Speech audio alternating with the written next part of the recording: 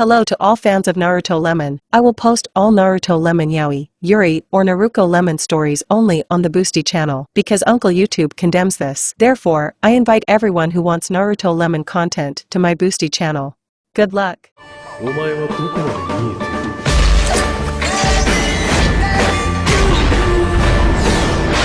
ている。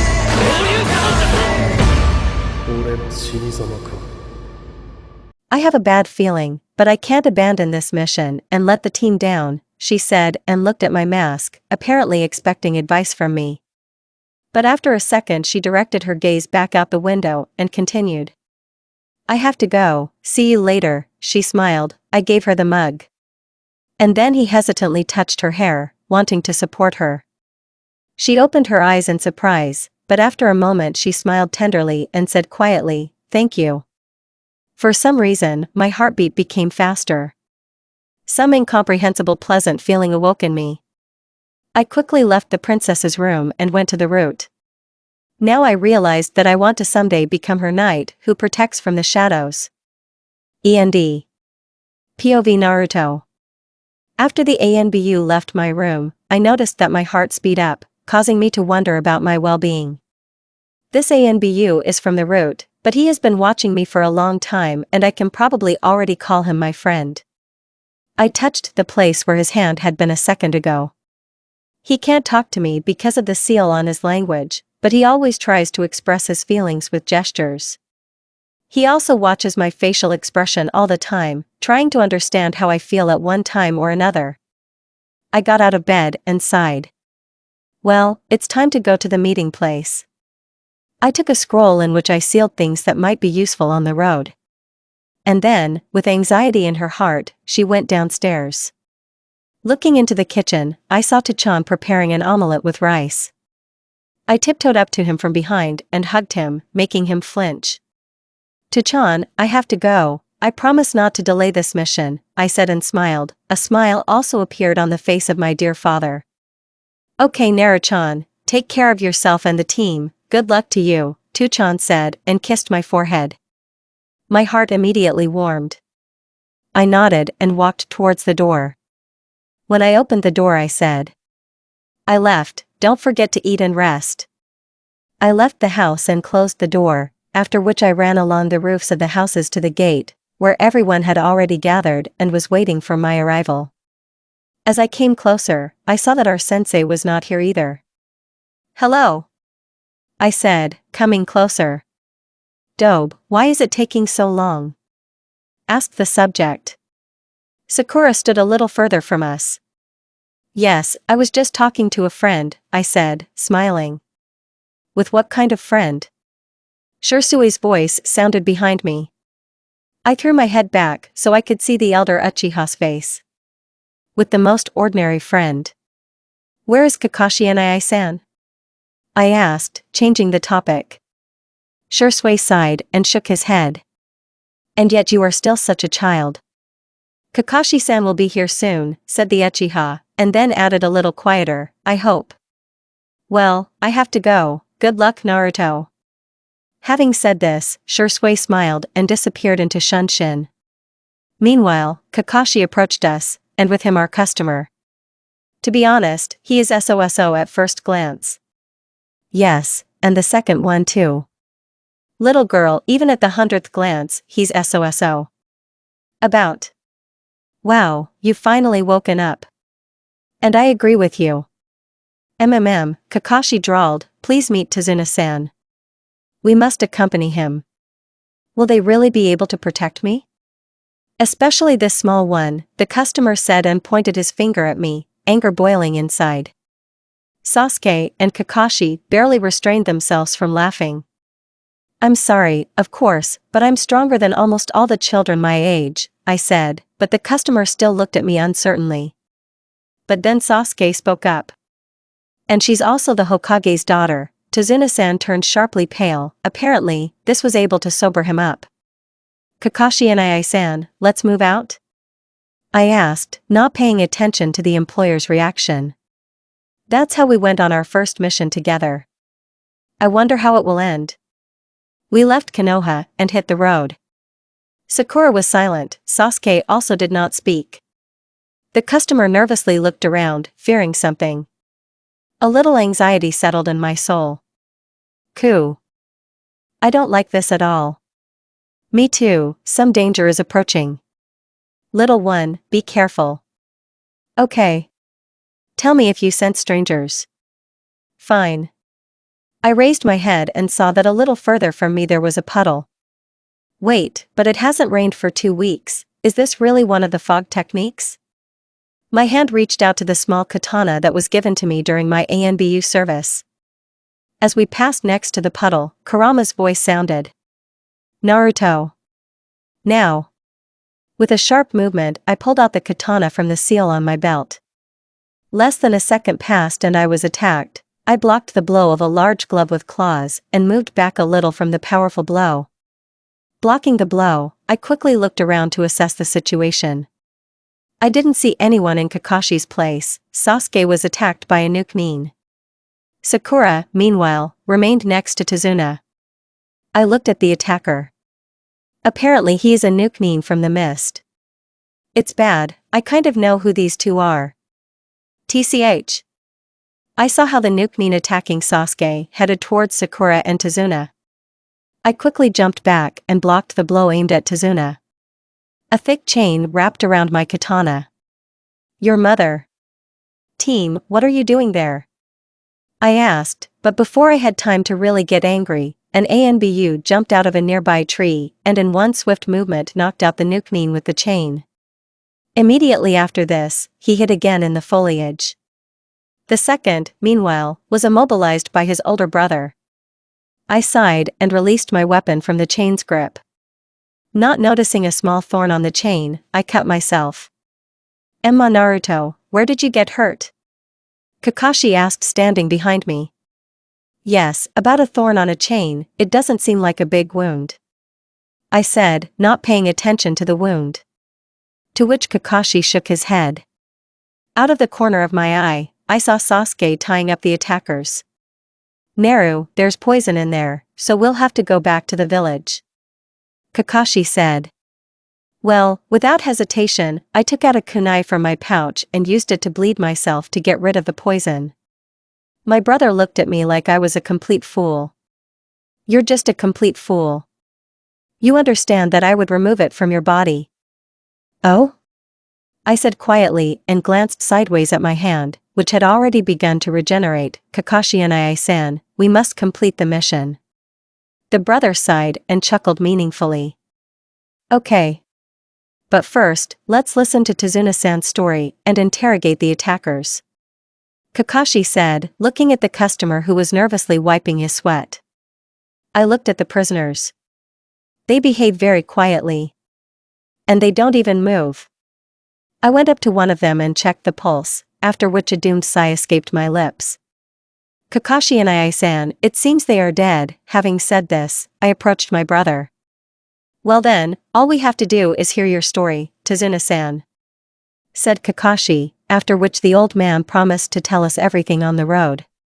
We did not object and set off, leaving the bodies of the ANBU nuke in a boat, on the way to the land of waves. I'm an architect. There are no bridges in the country that would connect us to the mainland, so transportation takes place through the sea. Gato is our shipbuilder who made his fortune by transporting prohibited items. My village is under the yoke of Gato. The people there have forgotten about morality and conscience.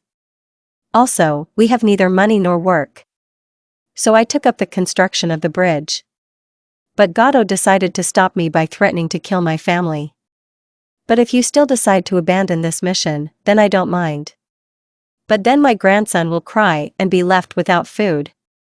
And his mother will sell her body. Then my grandson will hate Konoha and Shinobi. The customer said playfully and wiped away non-existent tears. What a cunning old man, but that's okay, I can do it too. Oh, well, if you say so, then I simply cannot refuse you. But if I die, my dear father Hokage-sama and uncle, head of the Uzumaki clan, will be very sad. My clan will be left without a time, I said, feeling a tear run down my cheek.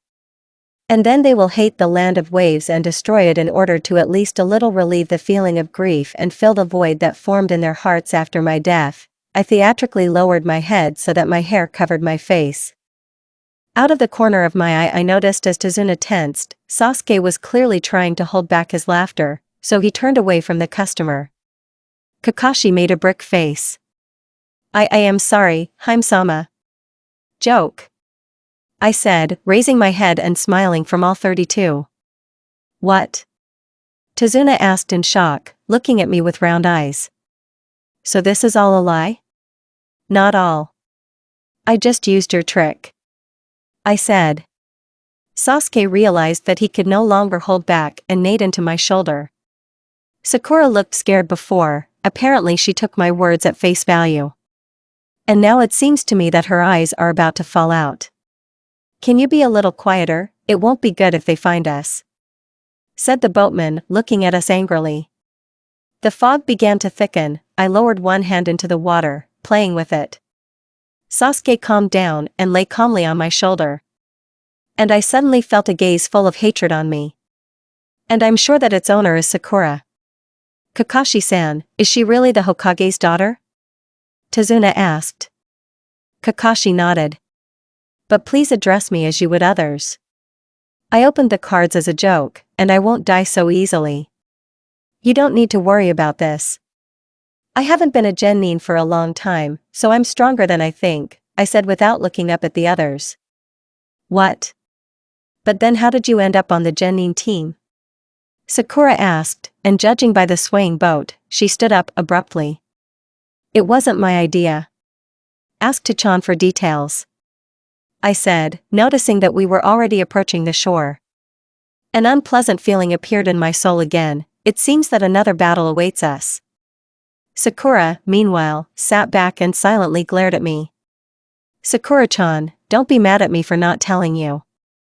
Even though you don't like me, we need to protect Tazuna-san and his family. So don't be mad at me during this mission. Fine? I asked, carefully looking into Sakura's face with a small smile on my lips. A second later, Kurama's jaw, Kakashi, and Sakura greeted the bottom of the boat, while Sasuke put on the mask of an emotionless brick. Sasuke showed his displeasure. Okay. Sakura answered somehow hesitantly, apparently still in a state of shock. Naruto? Are you out of your mind? Why yes? Then what are you doing? Trying to make a relationship? Are you asking me this? Calm down. Nerve cells are not recovering. He. Arg. With you. I'm going to sleep. Heh. Lord Jesus, it blew by. Without thinking, I said out loud, completely forgetting about where and with whom I was. Dobe, what are you doing? Asked the team, pinching my cheek. It hurts, the subject, I said, rubbing my red cheek. Kakashi shook his head wearily. Sasuke chuckled contentedly at this. We have arrived, get out of the boat, said the boatman, attracting our attention. I again felt a faint feeling of anxiety. When we all got out of the boat, we headed towards the old man's village. It seemed that the fog was getting thicker and thicker every moment. Suddenly, someone rustled in the bushes. Sasuke, without hesitation, threw a kunai there. Approaching the place where the kunai fell, I saw a cute white rabbit. Picking it up in my arms, I began to stroke the bunny. Returning to the others with a cute rabbit in my arms, I suddenly felt a sense of danger, and it was approaching us at high speed. Naruto. Carefully. Get down. My brother and I shouted at the same time. After that, I knocked Sasuke to the ground, and Kakashi knocked Sakura and the old man down. A second later, some kind of dangerous thing flew over us. Naruto, Azu, you clearly have a creative crisis and multiple sclerosis. Kurama, nodded his head with an important look, offended by the small number of lines in the chapter. Naruto, you always forget my favorite Databeo, slams the frying pan on his hand. Author, hee. Well, I mean. What's his name? Exactly. I came up with an idea. If you say databeo 3 times in a chapter, then con to everyone. So it's not my fault. This is all my fantasy. Cockroaches give a standing ovation, simultaneously scheduling the next meeting. Kurama, Well, I think she's clearly not going to have a creative crisis if she comes up with excuses so quickly. Naruto, Even my cockroaches got it. Cockroaches from Naru's head went to ask to become a student of the cockroaches Azu. Kurama, paw face. Who am I talking to? The cockroaches shrugged. Some kind of thing flew over us and crashed into a tree. I recognized this as a sword belonging to one of the 7 swordsmen of the mist, the Kubakuribocho sword. Meanwhile, the rabbit ran into the forest, flashing its white tail. Having risen, we heard someone's vaguely familiar voice. You really survived, a voice came from behind us. A voice that sent shivers down your spine. No, not him. Turning my head, I saw Momochi Zabuza in person. The one I was afraid to see. There were bandages on his face, so it was quite difficult to distinguish his facial expression. On his head there was a bandage with a crossed-out sign of the mist, proving that he belonged to the Nuknin of the mist. Standing on his huge sword and looking at us with contempt, he seemed to be saying that we were not his rivals. And when he fixed his gaze on me, his face was distorted by a grin. Did he really recognize me? It can't be. Lady Kitsune-sama, have you really left your ANBU post? He asked with a mocking tone in his voice, jumping off the thug and abruptly pulling the sword out of the tree. How do you know? I asked, looking at him and clenching my palms into fists. I have an order. Some needs you. He paid me a tidy sum for you and provided me with information. So I know everything about you, Kitsune. I didn't think that I would be so lucky and that both of my goals would be in the same place. Ha ha ha, 2 birds with 1 stone. I listened to him with a calm face, trying to come up with a plan to protect the old man. But at the same time, I was also concerned about the identity of the one who longs for my death. A mixture of different emotions was boiling inside.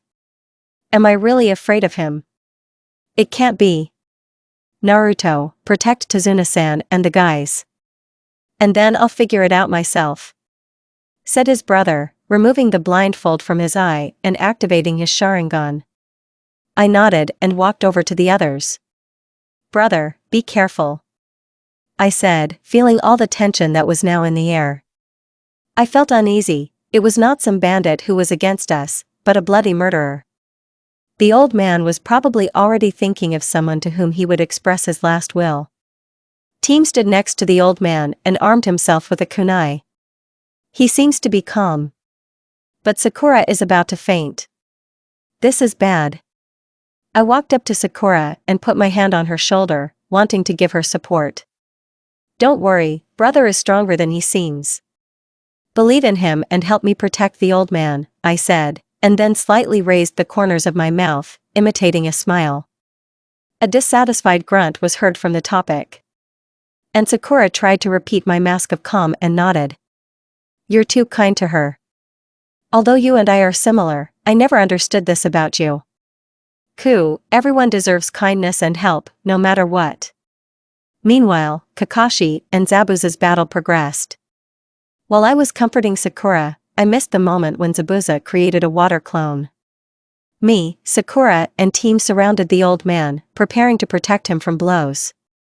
Due to the heavy fog, I could not see where my brother was now and only heard the sounds of weapons striking.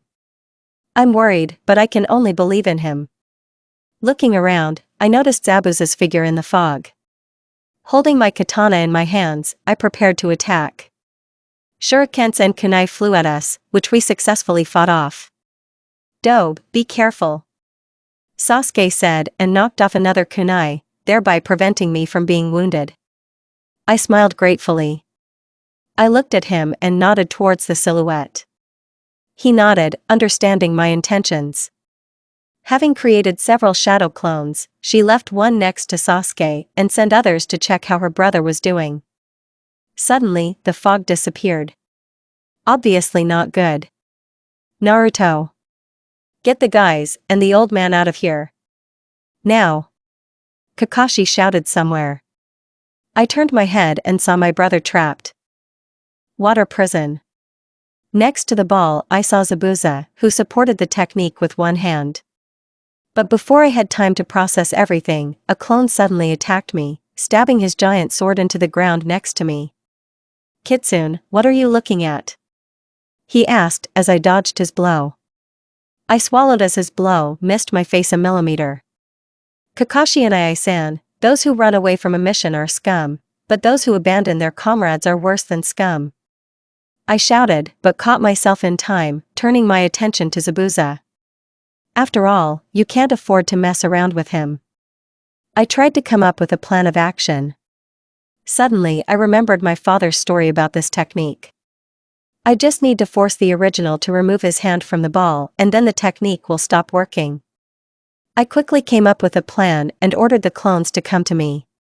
One of my clones turned into Shuriken Fuma, after which I jumped to Sasuke, and a clone replaced me. I gave Sasuke a shuriken. Tima, don't let me down, I said, looking into his eyes. He nodded. After that, I used henge on myself, taking the form of Fumi's shuriken.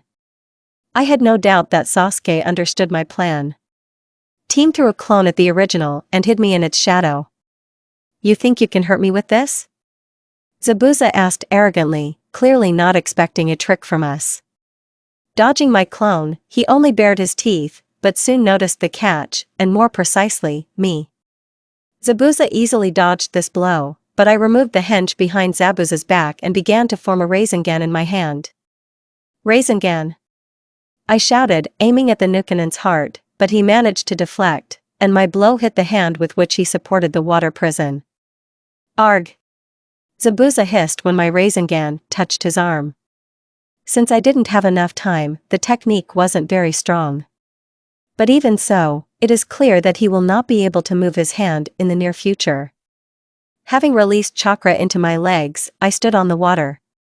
By that time, Kakashi had already stood between me and the Nukenin. Naruto, thank you, said the brother. I nodded and hurried to the shore.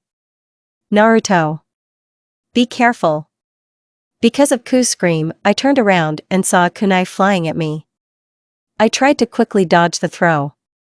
But the kunai still achieved its goal. I felt a sharp pain in my leg. I hissed, pulling the kunai out of my leg. She looked at Zabuza, who was grinning triumphantly. But when he saw how quickly the wound was regenerating, he sighed in disappointment. The brother did not let him cool off any longer and said, Emma, your enemy is not she, but me, so don't stand there like a pillar. Zabuza didn't keep him waiting long and began to make seals. Kakashi kept up with him and, using the Sharingan, copied all his actions. It seemed as if his brother was a reflection of Zabuza. Sakura came up to me to check if I was okay, but, not seeing a trace of the wound, she stared at me in shock. Sasuke put on a mask of indifference. I continued my observation of the battle between my brother and the Nukenin. They simultaneously created the water dragons. I noticed panic on Zabuza's face. Their battle continued for some time. The Nukenin was losing ground, but after a while he apparently realized what the catch was. TCH. I clicked my tongue quietly. But at the same time, I understood that the outcome of the battle was predetermined. He made up his mind even when panic had just touched Zabuza's heart with its sticky tentacles. Nukenin created new techniques, but his brother successfully copied them and used them against the demon of the mist himself. After some time, Kakashi delivered the decisive blow and sent Zabuza flying towards the nearest tree. The brother went ashore and sighed. From his condition, I realized that in the near future he would not be able to use the Sharingan. When I was about to approach the demon of the fog and check if he was alive, several Senbon flew towards his neck, and then an ANBU with the sign of the fog on his forehead descended from the tree. I am ANBU of the mist, he introduced himself. I've been hunting this Nukenin for a long time. Therefore, I will take his body and destroy it, without waiting for our answer. The ANBU picked up Zabuza's body and disappeared into the trees. Suddenly, I heard the dull sound of a body falling to the ground. I turned around and saw Kakashi lying on the ground. Apparently, he lost consciousness from overwork. Kurama, we're celebrating. Azu, have you really shot your laziness? Author, of course not. She is part of me. Naruto, ahem. This chapter has a lot of idiotic jokes from our Azu. Sometimes I'm afraid of her. And sometimes it's always. I hope you will enjoy. Author, I wrote from my phone. So don't hit me on the head with your slippers. After the strange ANBU took Zabuza's wounded body, I helped the old man lift Kakashi and lay him on his back. The architect's house was not far from the battle site. I didn't see the city itself, since Tazuna lives on the outskirts. We were met at the house by a nice woman named Tsunami. She turned out to be the daughter of a bridge builder. Seeing Kakashi's condition, she ordered him to be moved to the room, and when she sent us to rest, I asked her to allow me to help. To which she smiled and said, apparently he is an important person for you, since you are so eager to help him. But you're tired too, so go and rest, and leave the care of him to me. After that I was simply kicked out the door. Me, Sasuke and Sakura were put in one room, since the house is small and there are not enough rooms for everyone. I hope the sneezy one doesn't snore, wander around or talk in his sleep. Pfft, I guess not.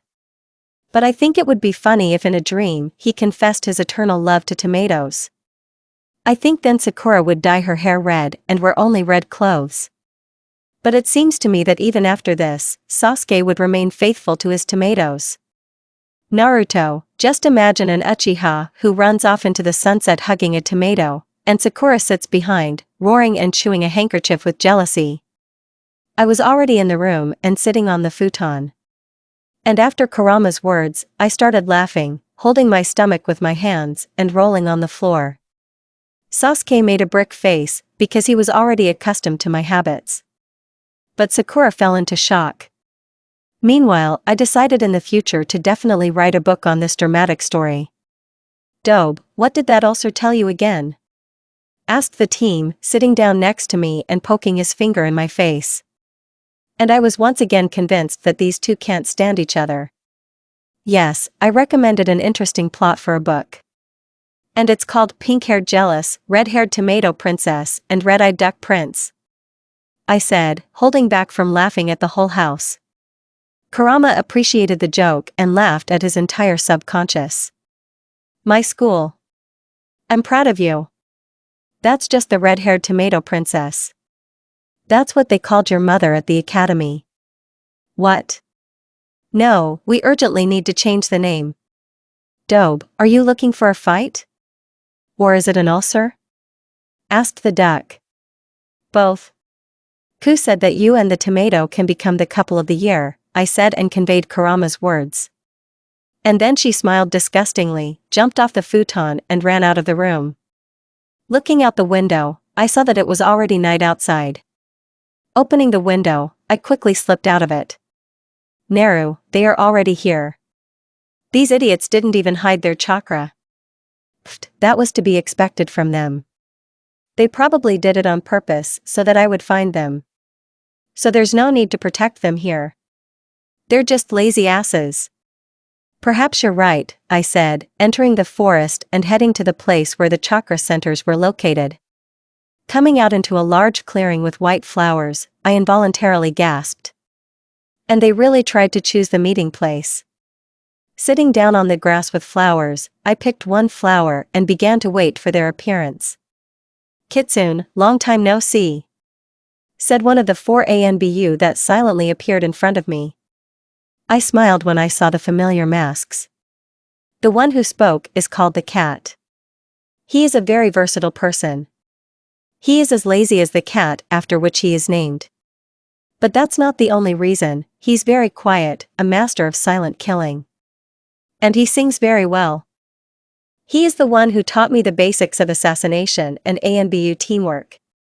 We already miss you, I hope you do too, said the ANBU with the fox mask. He is one of my first and closest friends in ANBU. He looks a little like Kurama. How many stupid things we have done together. Hee, we are the loudest couple of idiots. He is very funny, such an optimist, but in the right situation he becomes indecently serious. He also has long, bright red hair tied in a ponytail. Of course I missed you. I hope someone is looking after you there during my absence. I said, feeling a smile appear on my face. You're probably wondering how they know my identity, because usually ANBU almost never reveal their identities. To be honest, I became very attached to these guys, and before going on the so-called vacation, I revealed my identity to them. They didn't reveal theirs to me, but promised to do so as soon as I returned to the team. Do you remember their reaction when they found out that you were the Hokage's daughter? Hee. Of course I remember. Just remember how the cat raged then. He yelled at me and said that a young princess like me should learn manners and politics, not the art of murder. The others just laughed. Although I am considered the team commander, I think our strengths are approximately equal. You can't even imagine how hard it is for us. They put another boar on our team in your place. How can you work with him? I saw him without a mask once, and after that I couldn't sleep normally for a week. Naruto, come back soon, said the ANBU in the wolf mask, hugging me. I sighed and patted his head with my hand. Sometimes it seems to me that he is not a wolf, but a small and faithful puppy. Although you can't tell this on the battlefield. His hair is a pleasant gray-blue shade, tied into a small ponytail. Now admit which of you got into the battle with the twins? I asked, looking closely at them. It wasn't us. The guy from Root did it, said the serpent, carefully averting his eyes. Even though everyone calls him a snake, this does not mean that he is a traitor or some kind of slippery guy. He was given this nickname because of his flexibility and vertical pupil. He has black hair and his hairstyle looks a bit like a hedgehog's quills. Before I could start the interrogation, a compliment came my way from the fox. Naruto, have you dyed your hair? It suits you very well. I didn't have time to respond to his compliment because none other than Yamato landed next to us. And then I understood the wolf's feelings. I don't envy you guys. My friends, where did you go all night? Yamato asked, emitting devilish ki. Yamato-san, don't be so nervous. I asked them to meet, I said with a slight smile. Harem-sama, you don't need to cover them. Yamato said, shaking his head. Well, I shuddered at the portion of officialdom. Well, I think you'll figure it out here without me, otherwise it's time for me to go back. Bye, I said, getting out of the ring of the wolf's arms. Waving goodbye to them, I trudged back to the house. By the way, I forgot to tell you something. You're probably interested in knowing how I met Zabuza? Fool, who are you talking to? Who did you call a fool, walking sawdust? You're schizophrenic. Which Uchiha bit you? No Uchihas have bitten me. Only perhaps one red ulcer bit. So where are we? Oh yes, exactly. So the first time I met Zabuza was on one of the ANBU missions. Then I was just learning the art of murder. When I first set out on this mission, I couldn't even imagine how it would end. Zabuza then appeared suddenly, and I couldn't even think about how dangerous he was. My senpai, recognizing the nuke mean, left me in the shelter and told me not to come out. Back then I was an ANBU with no name.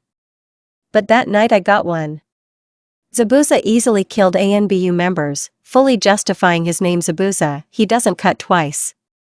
And when he raised his sword and swung it for another fatal blow, I succumbed to Kurama's chakra and allowed the first tail to appear. When I blocked the blow of his decapitator, he just laughed and said, Kitsun-sama, today I will spare you out of interest. Because I wonder how strong you will become in the future. Therefore, grow up and wait for the day when I will appear in front of you and kill you.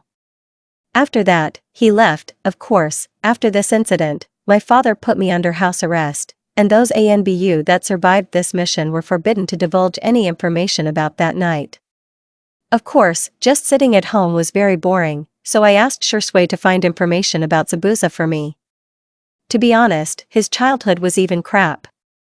In order to survive and become a genin, he had to kill more than 100 candidates. But among them were his friends and classmates with whom he shared food, a roof over his head.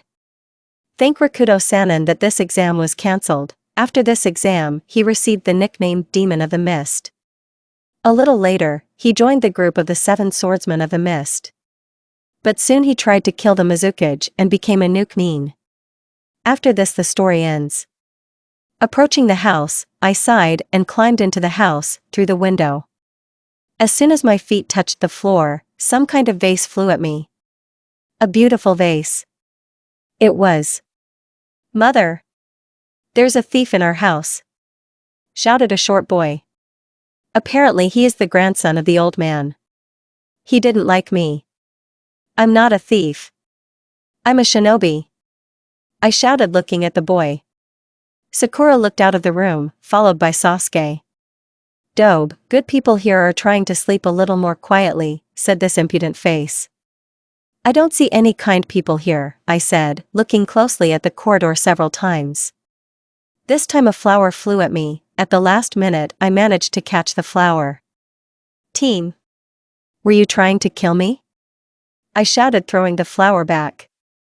Unfortunately, the flower was successfully caught and did not reach its goal. "Mother! There are 2 grumpy idiots here. Help!" The little one screamed and started running. Tsunami ran out of the kitchen with a kick in the ass and sent us all to bed. But I never asked what the little guy's name was.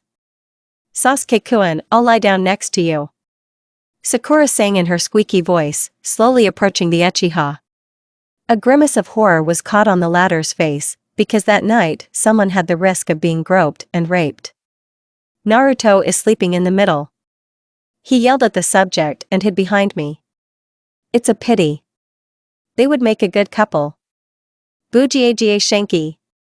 What a sadist you are." "I think I can give this honor to Sakura," I sang sweetly. Who would have thought that the theme was afraid of Sakura? Although here I understand him. "Thank you, Naruto-chan," Sakura said and hugged me in joy. Wow. Team's face resembled the face of a cat who promises to in your slippers. I think I'll regret this. And then the realization came that I needed to change clothes. Sakura began to change clothes without hesitation, after which the Uchiha jumped out of the window. I feel sorry for him. Putting on my favorite pajamas with cute little foxes, I climbed under the blanket. Sakura put on a light nightgown. Well, I don't understand her. It's probably not comfortable to sleep in something like that, although you won't do anything for the sake of love. Looking out the window, I saw an Uchiha sitting under a tree and wiping blood from his nose. Did he fall from the tree? Author, meanwhile at the Uchiha. Sasuke, unsuspectingly, sat down with his back to the window. Taking out his mirror, he began to admire his perfect face. I wonder if he is a rooster, a parrot, or a duck. Write in the comments. And then turning a little, he noticed in the mirror the reflection of the window, and with it the reflection of the half-naked Naruto-chan. The poor guy fell ill with a bloody fountain from his nose, and he became the same color as his favorite tomatoes. Author, let's return to our sheep. Sasuke, we're done, you can come back, I said, looking at the half-dead Uchiha.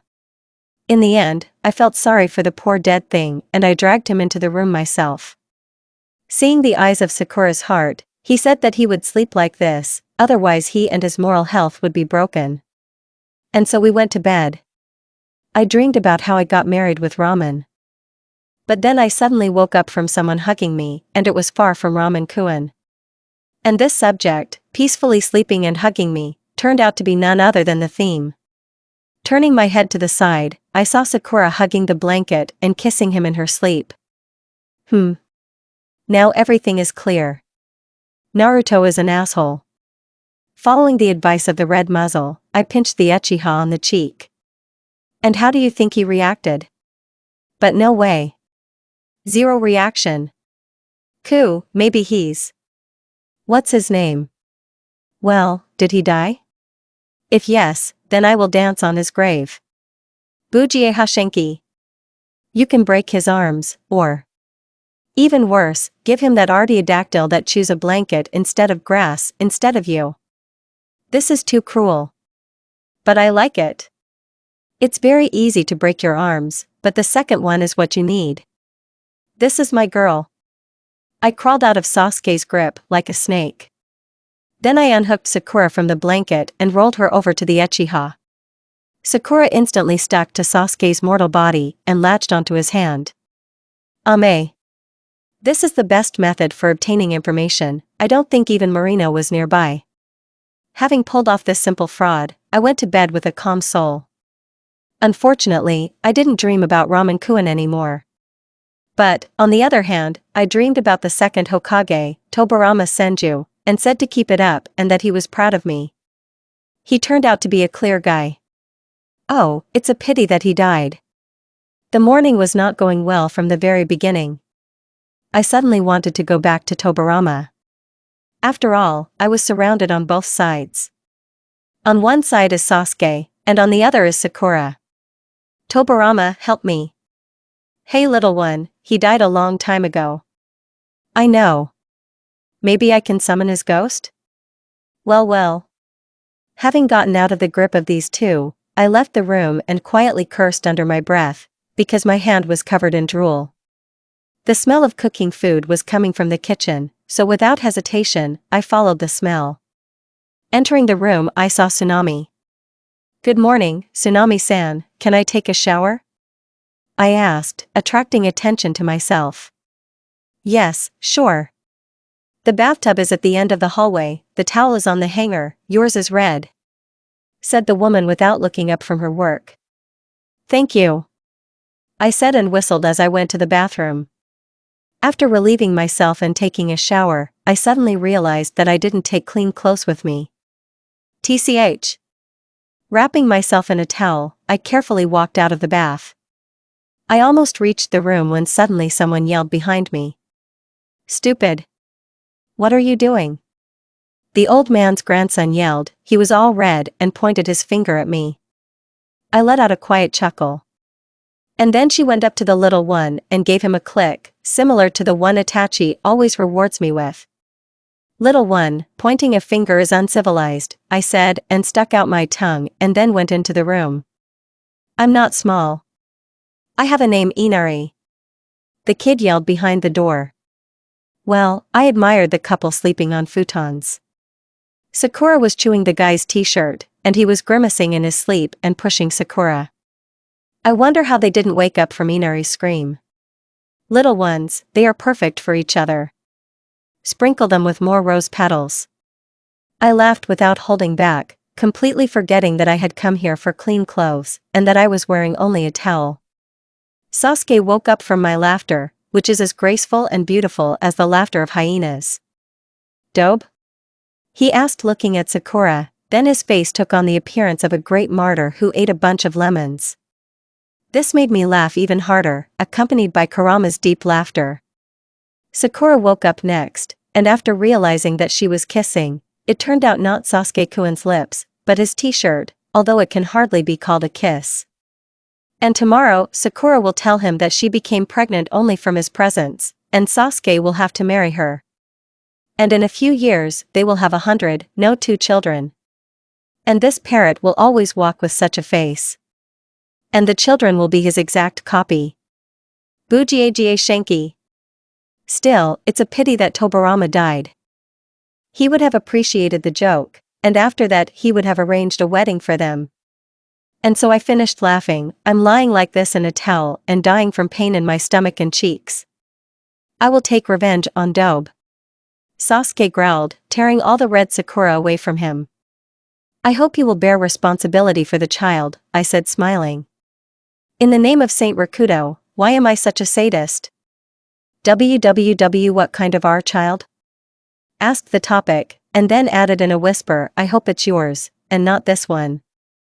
PFFF, of course I'm joking, I said, smiling and sticking out my tongue. And this is the commander of the ANBU squad, said Kakashi, standing behind me and leaning on the crutches. And how long has he been standing there? Hee, I laughed nervously. Well, I need to get dressed, so get out of here, gentlemen, perverts, I said, pushing Sasuke and my brother out the door. When they both left the room, I fell onto the futon. How long did Kakashi and Isen stand there? Somewhere with. From the very beginning. You should have seen his face when you started talking about the child. I thought his eye would fall out of its socket and his jaw would hit the floor. Why did not you tell me? Then it wouldn't be fun. And so what a fun morning it turned out to be, for you and me, that's for sure, but for others, not so much. Ignoring Sakura, who was dying of embarrassment, I began to change clothes. I put on a simple yukata embroidered with fuinjutsu seals. By the way, it was made by the Uzumaki clan. When I was combing my hair, Sakura came up to me and stared at my chest. I raised my eyebrow questioningly, when suddenly she touched my chest, and then her face. I blushed. And yet you have more, she said, upset. What? I jumped up from my seat and left the room, leaving Sakura alone, after which I trudged into the kitchen. Strange morning. Quite a strange morning. Kurama, and now a question for Azu. What? Did you smoke? Azu, yes, all sorts of unusual things. Ugh. I didn't smoke. I just inhaled gas from the stretch ceiling. The men were in shock. Kurlik. Azu, you didn't wait, but we stopped by. 3. Did inspiration really strike you? Azu, no. Naru, she smoked some strange Carpathian tea and ate it with strange chocolate. I see. Azu, enjoy reading. When everyone gathered at the table, I began to think about what happened in the morning. I looked at the builder's grandson.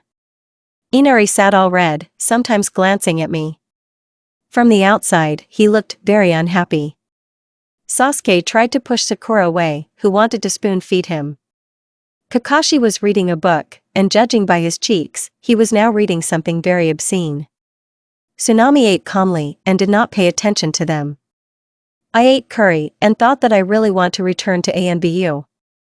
Naruto, what did you do to Inari? Sasuke asked, sitting between me and Kakashi. Sakura pouted offendedly. Nothing. This morning, when we met in the hallway, he started yelling at me and turned very red, I said, putting my knuckles to my temple. Sasuke said and stared at Inari, who was redder than any tomato. POV author. Naruto finished her portion with a bored look, feeling like a real lazy person. Now she knows how Shikamaru feels. Sasuke didn't eat, but looked at Naruto, who was behaving very unusually. Usually she sparkled with energy, but now she was calm. Without waiting for everyone else to finish eating, the blonde stood up from her seat. Thank you for the food, she said, and left the house, heading into the forest. Following her, the grandson of the bridge builder came out of the house. The girl sat down under the nearest tree and fixed her gaze on the sky, examining the clouds. A few minutes later, her voice cut through the forest silence. Get out of there, she said, watching Inari emerge from behind a tree a few meters away from her. You and your team must get out of here. They will simply kill you. The boy shouted with an angry expression on his face. Why do you think so? Heroes don't stop halfway, so I won't leave, the girl said calmly. Heroes don't exist. The boy still shouted. If they weren't there, I wouldn't be sitting here, and I'm sure you wouldn't be here either, she said. For a second, the boy thought that he saw not Naruto, but Kitsune with a small smile on her lips, her blood-red hair shining under the rays of the sun like a precious ruby. Her blue eyes were narrowed, the stripes on her cheeks looked like whiskers. Exactly 9 red tails developed behind her, stroking the flowers growing around her with them. So you are a demon and want to get my young and beautiful body? The boy ran away screaming, hiding his red face. Naruto's eyes took on a round look, something she never expected. Who did you call a demon? She asked, looking after the fleeing Inari, not understanding why she was called a demon. Meanwhile, Ku, who created the illusion of his tails, laughed at the reaction of the little one. Naruto sighed heavily and made herself comfortable under the tree, thinking of a punishment for the bridge builder's grandson. Closing her eyes, the girl dozed off for a minute, but immediately woke up from someone's touch. Sharply opening her eyes, she saw next to her a beautiful girl, with a pale face and dark eyes. Her raven hair fell over her shoulder in a calm waterfall. She is dressed in a light pink kimono, somewhat reminiscent of cherry blossoms. "Ku, why didn't you tell me that this girl was with me? I was asleep." "And yes, this is a gaiji." "What? Sorry, I disturbed you," the guy said, slightly raising the corners of his lips in a smile. "It's okay," Naruto answered, "what are you doing here?" "I collect medicinal herbs for a person dear to my heart." Having said this, the guy showed the girl a basket with different herbs inside. "Clear. Let me help you with this." The guy looked at her confusedly, but a little later he nodded in agreement. "To be honest, at first I mistook you for a girl," Naruto said, handing the herbs to the guy. "I'm already used to it. I'm surprised at how quickly you realized that I'm a guy. At first I mistook you for a forest nine-tailed fox who was resting on a bed of flowers," he said, getting to his feet, holding the basket in his hands. "I have to go. I hope we will meet again," the girl nodded, sitting among the flowers and looking after the leaving guy, whose name she never asked. "Well, I think it's time to go back." Having said this, Naruto rose to her feet and trudged towards the old man's house. "Naru, this guy had a very familiar chakra. But I don't remember where I saw it." "You're right, his voice seemed vaguely familiar to me. Maybe he travels and we met once. It is also possible that he could be one of our enemies." Naruto entered the house and saw only Tsunami there.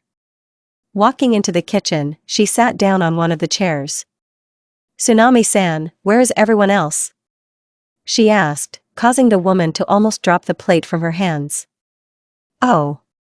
Naru-chan, you can't scare people like that," Tsunami said, turning to face Naruto. "I am sorry. I did not mean it." "Tsunami-san, can I ask you one question?" Naruto asked, looking at the photo frame. "In appearance, this is an ordinary photograph, but if you look carefully, you will notice that the face of one person has been torn off." "Yes, of course," said the woman. After a minute of silence, Naruto finally decided to ask a question.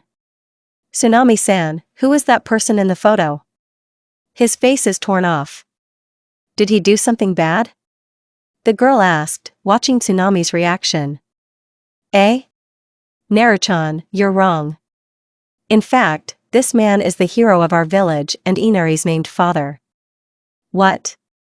Then why is his face not in the photo?" "If you want, I can tell you about it, but Inari should not know about this conversation." Having said this, Tsunami sat down next to Naruto and, seeing a nod from her, turned her gaze out the window. "This is the story of the hero of this village, who saved Inari as a child." The woman began her story. Inari was often bullied as a child. One fine day, hooligans mocked him at the pier, threatening to throw the little puppy into the water. At one point, the puppy fell into the water and began to drown. Then Inari did not yet know how to swim, so he could only watch with fear in his eyes as his little friend drowned. Apparently, this was not enough for the bullies, and they threw Inari into the water after the puppy. While the puppy learned to swim, Inari was drowning. The hero saved him. He pulled him out of the water, fed him and warmed him. Over time, this man became a father to Inari, and he loved him with all his heart. But soon after that, Gato came to our village and established his power here, suppressing any manifestation of will. The only one who did not want to obey him was the hero, but he soon paid for it.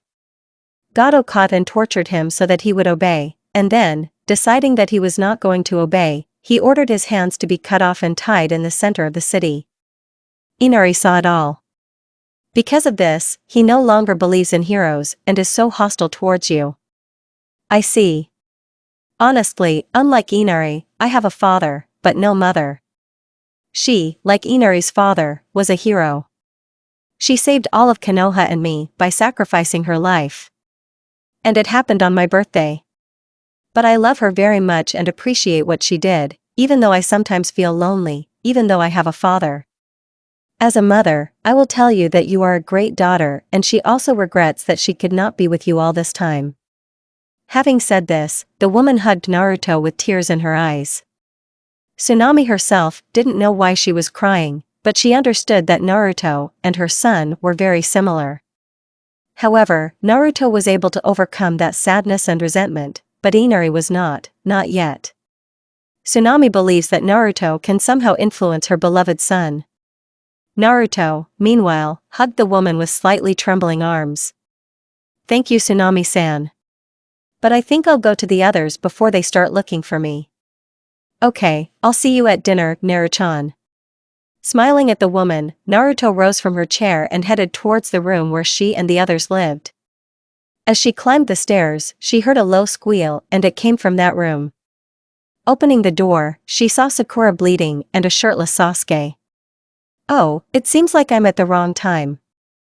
Well, I won't disturb you. Naruto was about to leave the room when Sasuke shouted after her. Dobe, I went back. Closing the door, Naruto went back in and sat down next to Sasuke. What are you doing here? Seducing our poor Sakura? Naruto asked with a malicious smile. You idiot, Dobe, Sasuke said, hiding behind Naruto. This animal will sooner or later eat me while I'm sleeping. Having said this, he wrinkled his nose funny. For some reason, I agree with you. Naruto stood up with a sweet smile. I think I'll go for a walk, and you continue here. Having said this, Naruto jumped out of the window and ran to meet the ANBU. Naruto's POV. After our conversation with Sasuke, I ran to the meeting place with the ANBU. We talked all night about what happened during my absence, and they also said that tomorrow Gato plans to attack our team and the old man's family. During these conversations, I didn't even notice how Fox fell asleep on my shoulder. Waking up in the morning, I said goodbye to the guys and ran to the old man's house. When I entered the house, I didn't see anyone. Following in the footsteps of the mercenaries, through the forest, I went out to the pier, where I saw Tsunami-san lying on the floor and Inari protecting her. One of the mercenaries was approaching the small one, the other two stood a little further away. Having created 2 shadow clones, I hastily came up with a strategy. The real me attacked the one who was approaching Inari, and my clones attacked the rest. Inari-kun, are you and Tsunami-san okay? I asked after I tied up Gato's mercenaries. Yes. Wani-san was very cool, just like a real hero. Inari said, causing my cheeks to turn a little pink and my self-esteem to skyrocket. Well, I'm a real hero. I said, lifting my nose. I have to go, can you take care of your mom? He nodded his head vigorously. After making sure that everything was okay with him, I went to the bridge where, presumably, the battle was now taking place. Arriving at the place, I hid in one of the trees near the bridge. Looking at the battlefield, I did not notice how the serpent landed on a branch next to me. Kitsune, I found out something about the enemy's techniques, he said, as if asking permission to speak. I nodded, watching the guys. Kakashi fought with Zabuza, Sakura guarded the old man, but Sasuke fought with that ANBU of the fog and things went badly for him because he fell into a trap. Well, I think you know enough about Zabuza, but I'll tell you more about that guy in the mask. He is the owner of an improved genome. Controls ice. The technique he used on that boy is considered almost invincible. It is useless to attack it from the outside, the same is true inside. If you get inside, then it's a lost cause. The enemy moves across the mirrors at great speed and throws needles at the victims. By the way, it was Hokage-sama who provided me with all this information, so wait for the Uchiha squad to visit. Snake drawled the last phrase with a small malicious smile on his face. Did he do this on purpose? Was that a rhetorical question? Yes. Thank you for the information. I hope I can cope before the entire Uchiha clan flies to my aid. Oh yes. You can try to attack him with the Kyuubi's chakra, but you yourself know what can happen if the root ANBU see how you subjugated the Bija's chakra. Therefore, you need to find the right moment and pretend that you are using his chakra against your will. I know. Oh, what a hassle it is for my poor head. Well, wish me luck. Having said this, I jumped from the tree and ran straight to the ice trap, deciding that if I acted directly, the root would not suspect anything. But before I had time to get close to the trap, one of the mirrors appeared right behind me. On bare instincts I managed to duck from the Senbon flying at me, but I just jumped into the trap. Naru, have I already told you that you're an idiot? Why yeah. Well, I'll repeat myself. You're an idiot. Well, I didn't do it on purpose. Dobe, are you an idiot? Asked Sasuke standing next to me. You are an idiot yourself. I didn't do it on purpose, I said, watching the guy jumping through the mirrors. Wake up already! Shouted to the theme, fighting off the Senbon flying at me. Sorry, I got distracted. Having said this, I jumped away from the next round of weapons. The guy in the mask moved around the mirror at breakneck speed, and even I wasn't always able to dodge his Senbon. At the same time, I was very worried about Kakashi and Sakura. Sasuke showed Sharingan with one Tomo, so I wasn't so worried about him. At one point I heard Sakura scream. She, of course, was not my closest friend, but my stupid heart skipped a beat, and my head turned towards the scream. Panic pierced every cell of my body, even despite the fact that I had seen death more than once and knew that Kakashi would be able to protect Sakura. Turning around, I saw how Kakashi deftly parried a blow from a nuke nin that almost hit Sakura and the old man. Naruto, look out! I turned around sharply and saw a double portion of weapons that almost reached me. I understood that I wouldn't have time to dodge and just prepared for a portion of sharp pain. But even a second later she was gone. I opened my eyes and saw the theme protecting me with his back. Naru, you really are a complete idiot. Having said this, he began to fall to the ground. At the right moment, I caught him and wiped away a stingy tear. He's alive. He's alive. People don't die from the same thing. Really?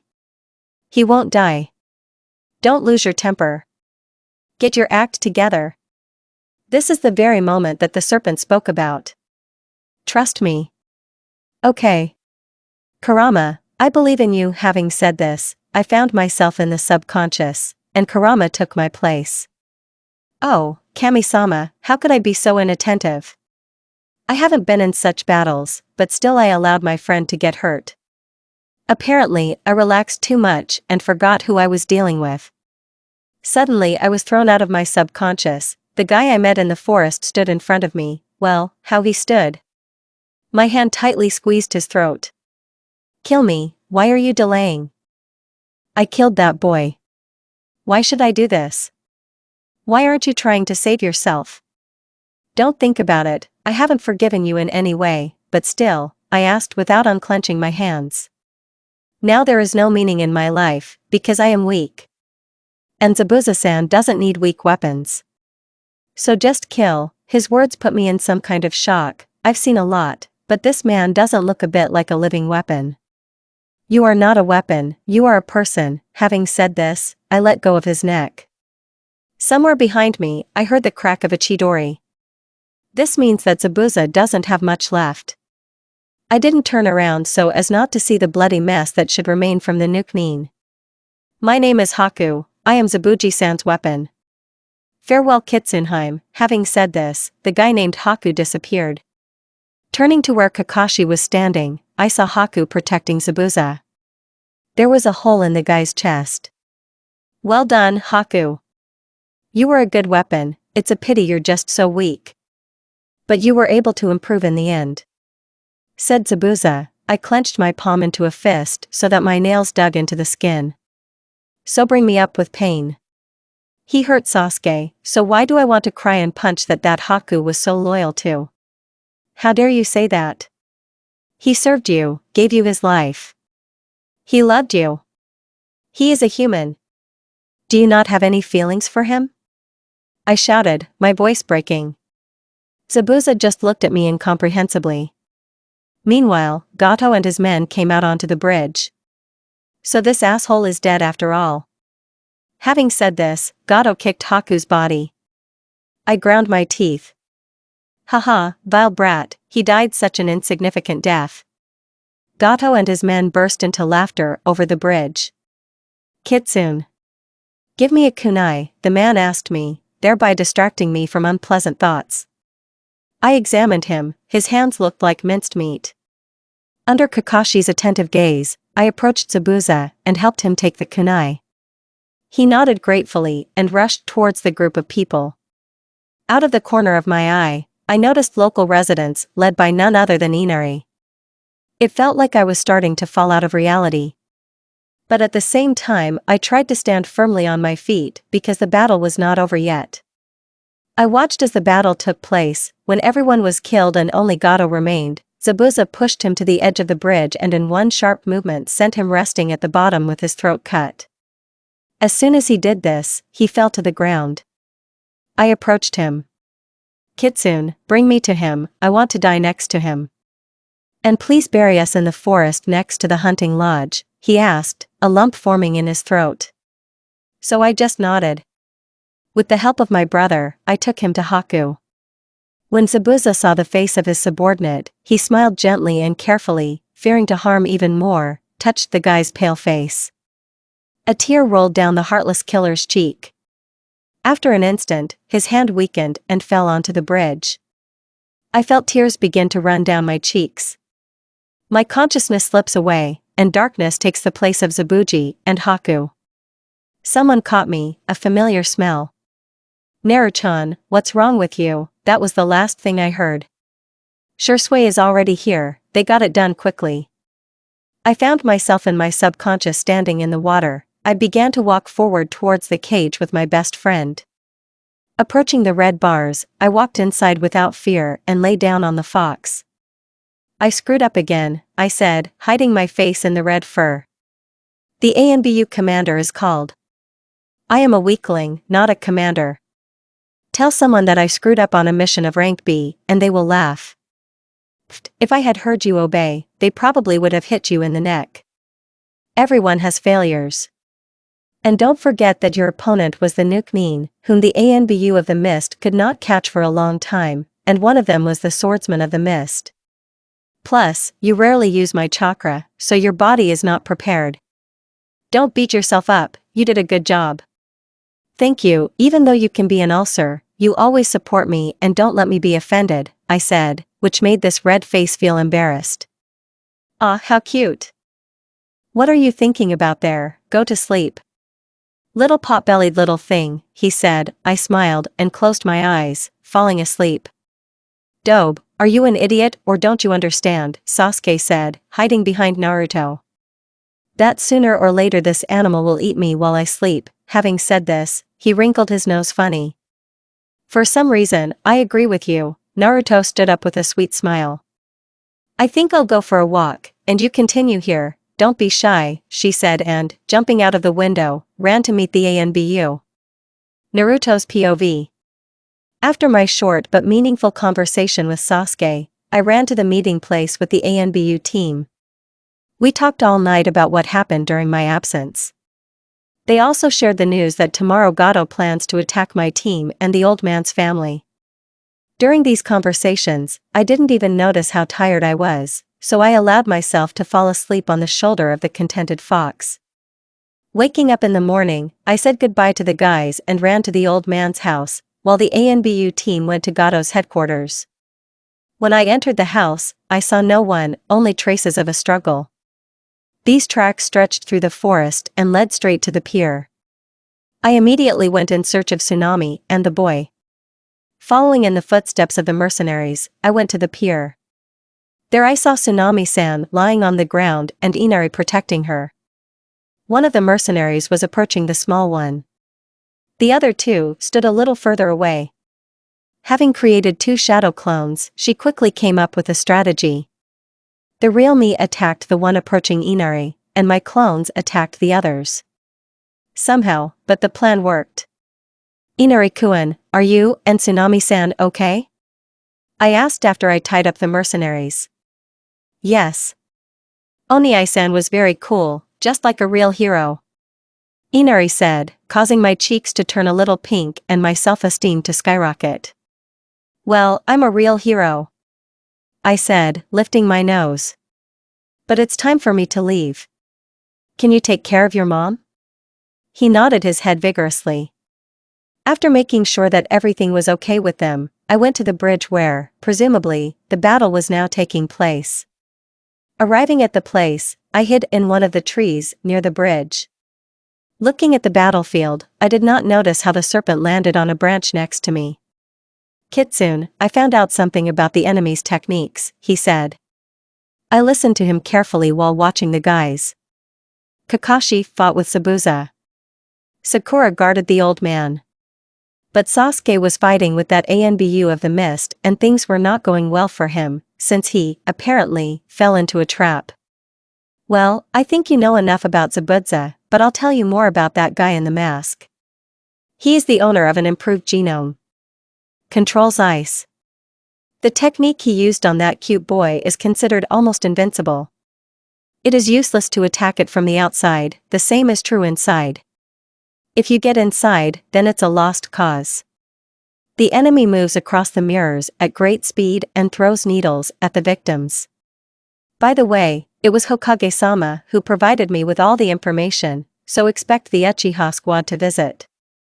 The serpent drawled out the last phrase with a small malicious smile on his face. Did he do this on purpose? Was that a rhetorical question? Yes. Thanks for the info.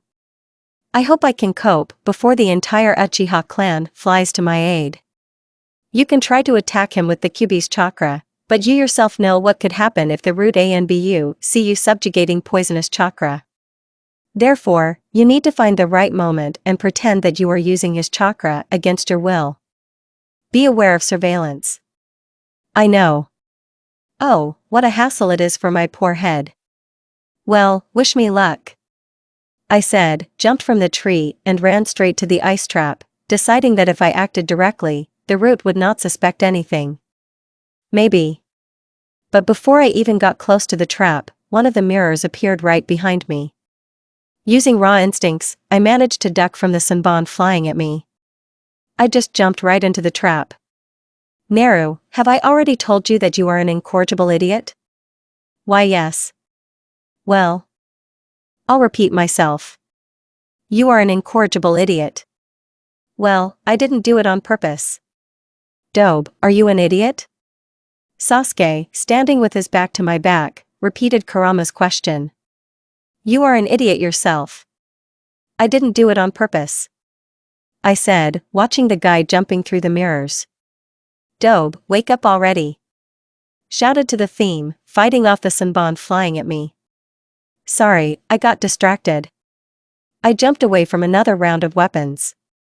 The guy in the mask moved at breakneck speed across the mirrors, and even I wasn't always able to dodge his Senbon. At the same time, I was very worried about Kakashi and Sakura. Sasuke showed Sharingan with one Tomo, so our chances increased significantly. At one point I heard Sakura scream. She, of course, was not my closest friend, but my stupid heart skipped a beat, and my head turned towards the scream. Panic pierced every cell of my body, even despite the fact that I had seen death more than once and knew that Kakashi would be able to protect Sakura. Turning around, I saw how Kakashi deftly parried the Nukanen's blow, which almost hit Sakura and the old man. I was about to breathe out calmly when Kurama's loud voice filled my head. Naruto, look out. I turned around sharply and saw a double portion of the weapon, which almost reached me. I understood that I would not have time to dodge and only mentally prepared myself for the sharp pain. But even after a few seconds she was gone. I opened my eyes and saw the theme protecting me with his back. Naruto, you really are a complete idiot. Having said this, he began to fall to the ground. At the right moment, I caught him and wiped away a stingy tear. He's alive. People don't die from this. Really? He won't die. Don't lose your temper. Get your act together. This is the very moment that the serpent spoke about. Trust me. Okay. Kurama, I believe in you. Having said this, I found myself in the subconscious, and Kurama took my place. Completely taking over control. Oh, Kami-sama, how could I be so inattentive? I haven't been in such battles, but still I allowed my friend to get hurt. Apparently I relaxed too much and forgot who I was dealing with. Suddenly I was thrown out of my subconscious, and in front of me stood the guy I met in the forest. Well, how he stood. My hand tightly squeezed his throat. Kill me. Why are you delaying? I killed that boy. Why should I do this? Why aren't you trying to save yourself? Don't think, I would never forgive you, but still, I asked, without unclenching my hands. Now there is no meaning in my life, because I am weak. And Zabuza-san doesn't need weak weapons. So just kill. His words put me in some kind of shock. I've seen a lot, but this man doesn't look a bit like a living weapon.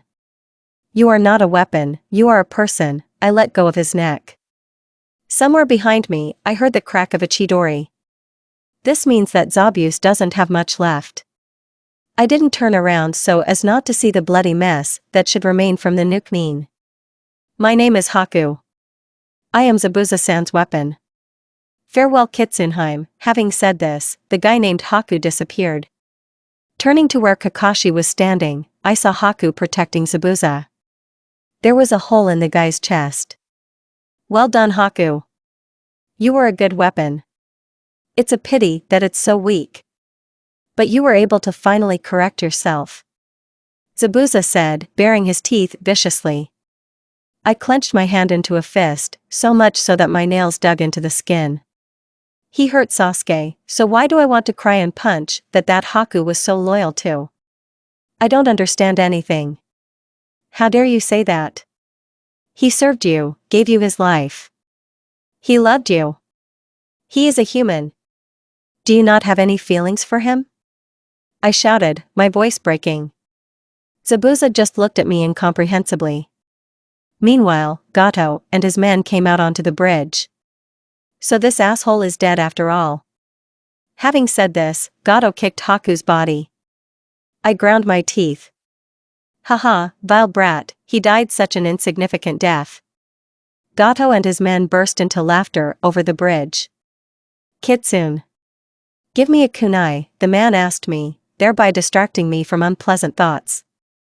I examined him, his hands looked like minced meat.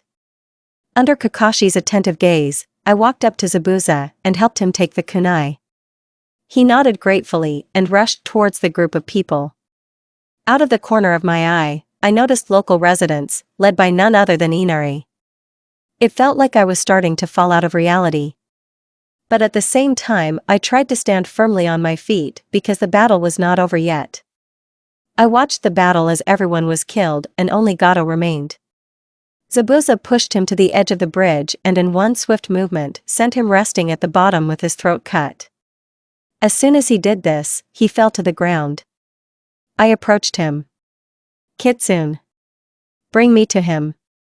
I want to die next to him. And, please, bury us in the forest next to the hunting lodge, he asked, a lump forming in his throat. So I just nodded. With the help of my brother, I took him to Haku. When Zabuza saw the face of his subordinate, he smiled gently and carefully, fearing to harm him even more, touched the guy's pale face. A tear rolled down the heartless killer's cheek. After an instant, his hand weakened and fell to the ground. I felt tears begin to run down my cheeks. My consciousness slips away, and darkness takes the place of Zabusha and Haku. Someone caught me, a familiar smell. Naruto, what's wrong with you? That was the last thing I heard. Shursui is already here. They got it done quickly. Once in my subconscious, I began to walk forward towards the cage with my best friend. Approaching the red bars, I walked inside without fear and lay down on the fox. I screwed up again. And I'm confused. Zabuza and Haku were never good people. So why do I want to cry so much over their deaths? I asked, hiding my face in the red fur. The ANBU commander is called. I am a weakling, not a commander. Tell someone that I screwed up on a rank B mission, they'll laugh. Pfft. If your subordinates had heard you, they would probably have hit you in the neck. Everyone has failures. And don't forget that your opponent was the Nuke Mean, whom the Anbu of the Mist could not catch for a long time, and one of them was the Swordsman of the Mist. Plus, you rarely use my chakra, so your body is not prepared for such a load. Don't beat yourself up, you did a good job. Thank you.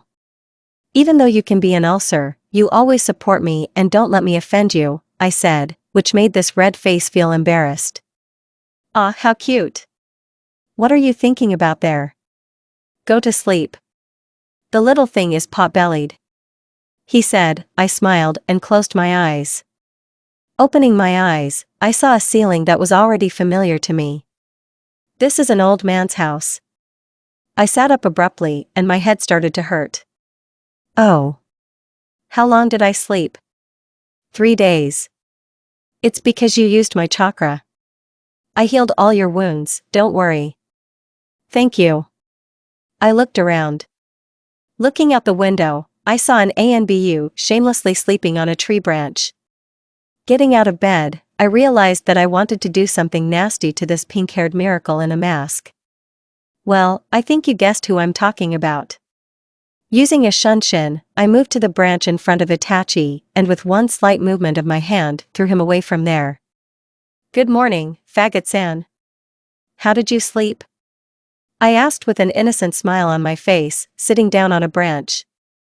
Itachi himself was in some kind of state of shock and looked at me like I was an idiot. Why how? You are the idiot. A roar of laughter swept through my subconscious. I descended from the branch next to a queer boy, although he was more of a guy. Wonderful, Naruto Harem, he said, getting up from the ground and shaking his clothes from the leaves.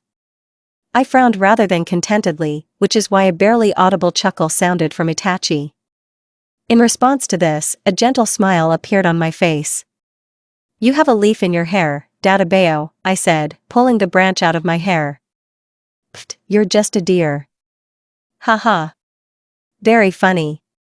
He said and hit me on the forehead. Ah. Actually, it hurts. For what? I asked, rubbing my poor and beautiful forehead. And for walking around in random clothes. He drawled somehow too sarcastically, taking off his mask. A little nervously, I looked at my clothes. I was only wearing shorts, and my chest was covered with a thin layer of bandage. I felt my face flush, not because of what I was wearing, but because of the way Itachi looked at me. Itachi-san, I would never have thought that you were such a pervert. Shursue-san, save, help, they are depriving you of your virginity. I shouted, looking at the stunned face of the Uchiha. Not even a minute passed before as many as 5 knights appeared to defend my innocence. Or more precisely, Shursue, Kakashi, Sasuke, and Inari, but the most terrible of them was the sweet and kind Tsunami. Over whose heads it was almost written, I castrate. Itachi, seeing my personal army, hastened to run away. Everyone hurried in pursuit. Naruto-chan, are you okay? He didn't do anything to you, said the fox, dropping down behind me and hugging me from behind. Yes, I'm fine, don't worry, I said, smiling. I'll skin him next time. Grr. How dare he do something to our beautiful Hima, said the wolf, grinning. The serpent only nodded his head. I proposed to tear out his eyes, hands, and tongue. Although no, this is too merciful for him, said the cat, falling down next to me. Haha, I proposed to tear out all his nails, and then tear off his fingers one by one, the fox began to say with a sweet smile, when he was interrupted by my laughter. I like these guys more and more. I'm so glad that I have you, I said when I finished laughing, which made a smile bloom on the faces of my friends. Of course I couldn't see their smiles, but I felt them. Well, I think it's time for me to get dressed. They just nodded, and the fox, picking me up in his arms, jumped into the open window. I could do it myself, I said when they put me on the bed. You're welcome, Naruto-chan. He said, saluting and jumping out of the window. I turned my head in search of my clothes. On the chair I noticed a light white sundress, and on it a note. Coming closer, I took the note in my hands and began to read. Naruto-chan, your clothes are ruined, so I left this sundress for you. I wore it when I was a little older than you. Lunch on the stove. Yours, Tsunami-san. I smiled. It warmed my soul that she cared about me. I quickly changed my clothes and went downstairs and ate a hearty meal. After that, I left the house and went to the bridge across the city. The townspeople smiled warmly at me and called me a hero, which made me blush embarrassedly and thanked me for such generous praise. To be honest, I'm not at all used to this attitude towards myself. I'm usually seen only as a monster, not as a hero. This makes you sad and feels like there is a lump stuck in your throat. If only people in Konoha would treat me the same way. From one girl I learned that the bridge had already been completed and was named after me. Great Naruto Bridge sounds good. Who would doubt that? Actually, this bridge is named after the future Hokage. By the way, I'm wondering how you should become Hokage if you are the direct heir to the Uzumaki and Namake's clan? Oh, I never thought about that. Exactly. It's not written anywhere that the head of a clan cannot become Hokage, right? Idiot, you'll bury yourself under a bunch of papers. You are an idiot yourself. And I am the future Hokage. When I came to the bridge, I saw a lot of people there. In the same crowd, I found an old man who, when he saw me, began to thank me with tears in his eyes for helping him and his family. Then I was in some kind of shock and said, "Old man, you are still a very good person, Databeo." Hearing these words from my lips, he just smiled and said that I was hundreds of times superior to him. After that, I asked about where Zabuza was buried. Tazuna said that both Nuknin were buried in the forest near the house. Having said goodbye to the old man, I went to the graves.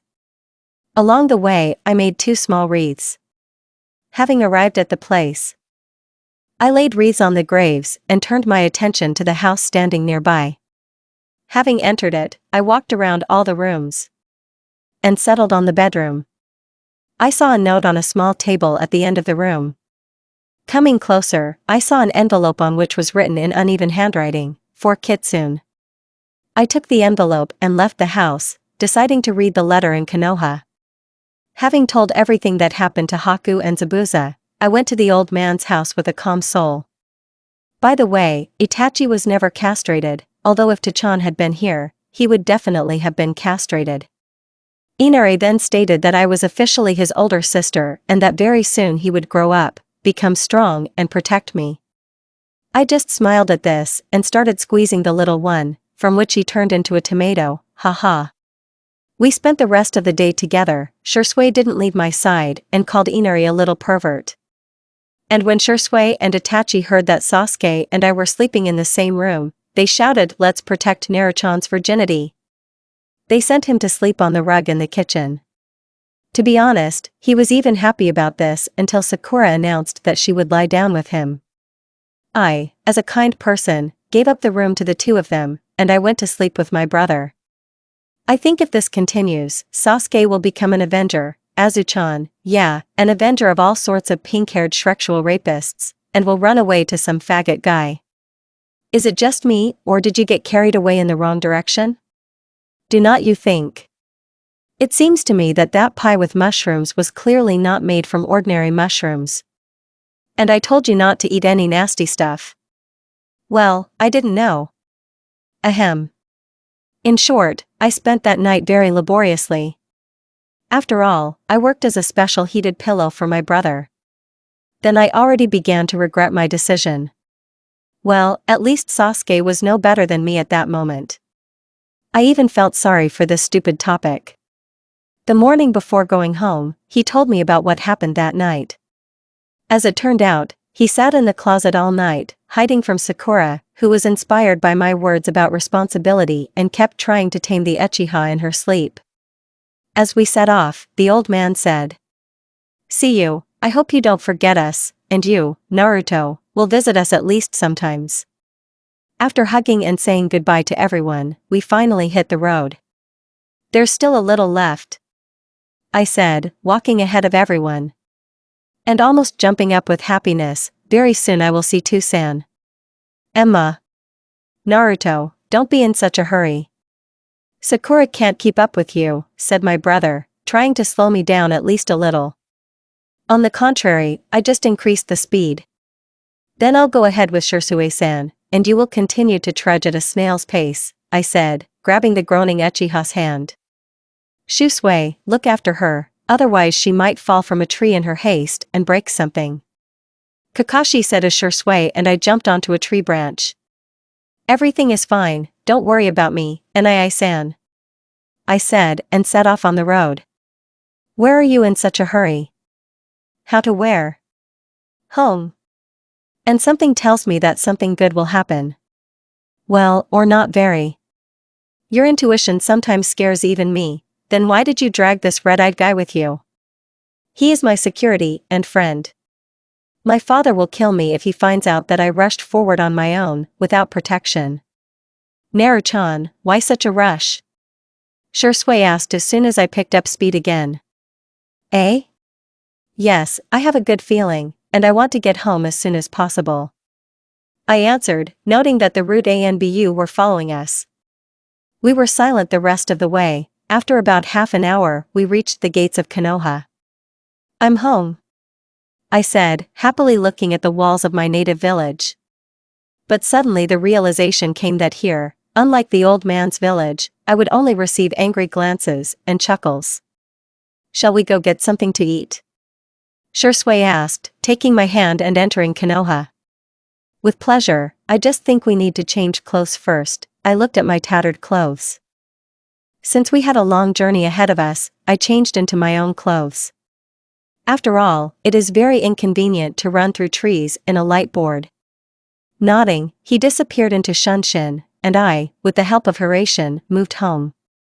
The house was clean and orderly. After quickly taking a shower and changing clothes, I made 2 ponytails. By the way, I wore one of my suits, or more precisely, orange shorts, a black top and an orange jacket with a zipper. The upper half of the jacket was blue.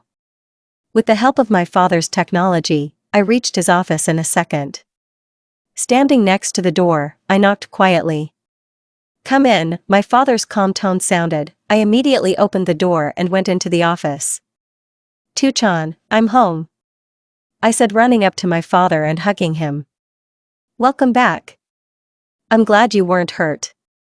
But where are Kakashi and the guys? He asked, looking around. Shisui and I went ahead because I need to talk to you about the exam, I said, letting go of my father and sitting down on the small sofa. Yes, I wanted to talk to you about this too. Since you are already a chunin, you will not be able to help the guys in the exam. But I want to give you one very important mission, Kitsune. For you and your squad. Something is approaching the village. Something not very good. So I want you and your ANBU team to keep order. Tusan said. I nodded.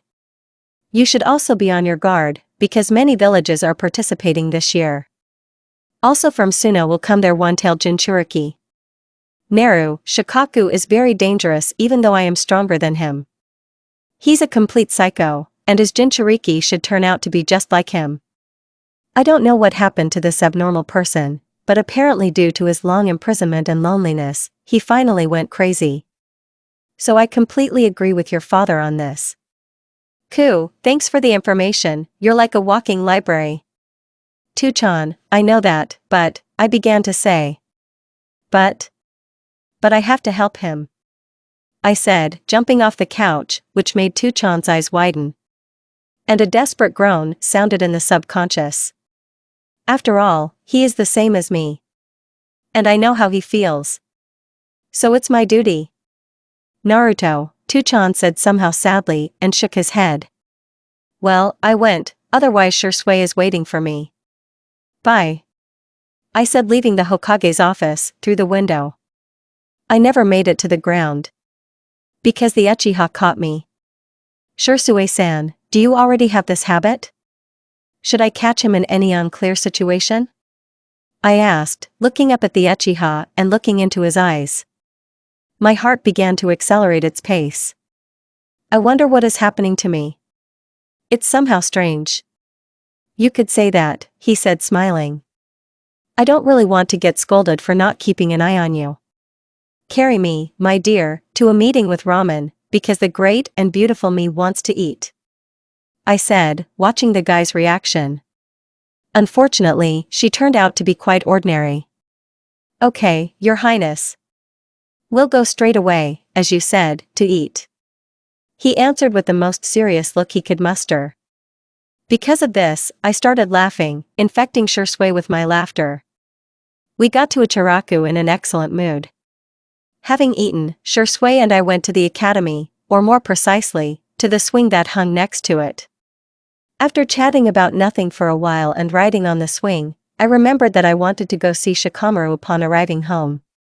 Having said goodbye to the guy, with the help of Horatian, I moved straight to Shikamaru's room, of course, without thinking about the consequences. I found myself right on top of Shikamaru, leaning over him, which made the guy immediately wake up. To defuse the situation a little, I said. I'm back, I said almost in a whisper, not knowing why it sounded like that. Yeah. I just got back and you're already causing problems for everyone. He said lazily, not even trying to throw me off of him. Instead, he just raised his hand and gently ran his palm over my cheek. From this touch it was as if a shock ran down my spine, and at the same time I wanted to purr like a cat. A pleasant warmth emanated from the hand, which I wanted to take for myself. Every last drop. I missed you, Naru. He said without removing his hand. In response, I just covered his hand with mine and closed my eyes, enjoying the warmth. Shikamaru, are you up yet? Yoshino asked, opening the door and instantly destroying that atmosphere of warmth and comfort that seemed to have wrapped us both up. Don't pay attention to me, continue, the woman said, smiling, and closed the door. After the door slammed, I finally began to understand the situation I was in. Blushing, I fell to the floor like a bullet.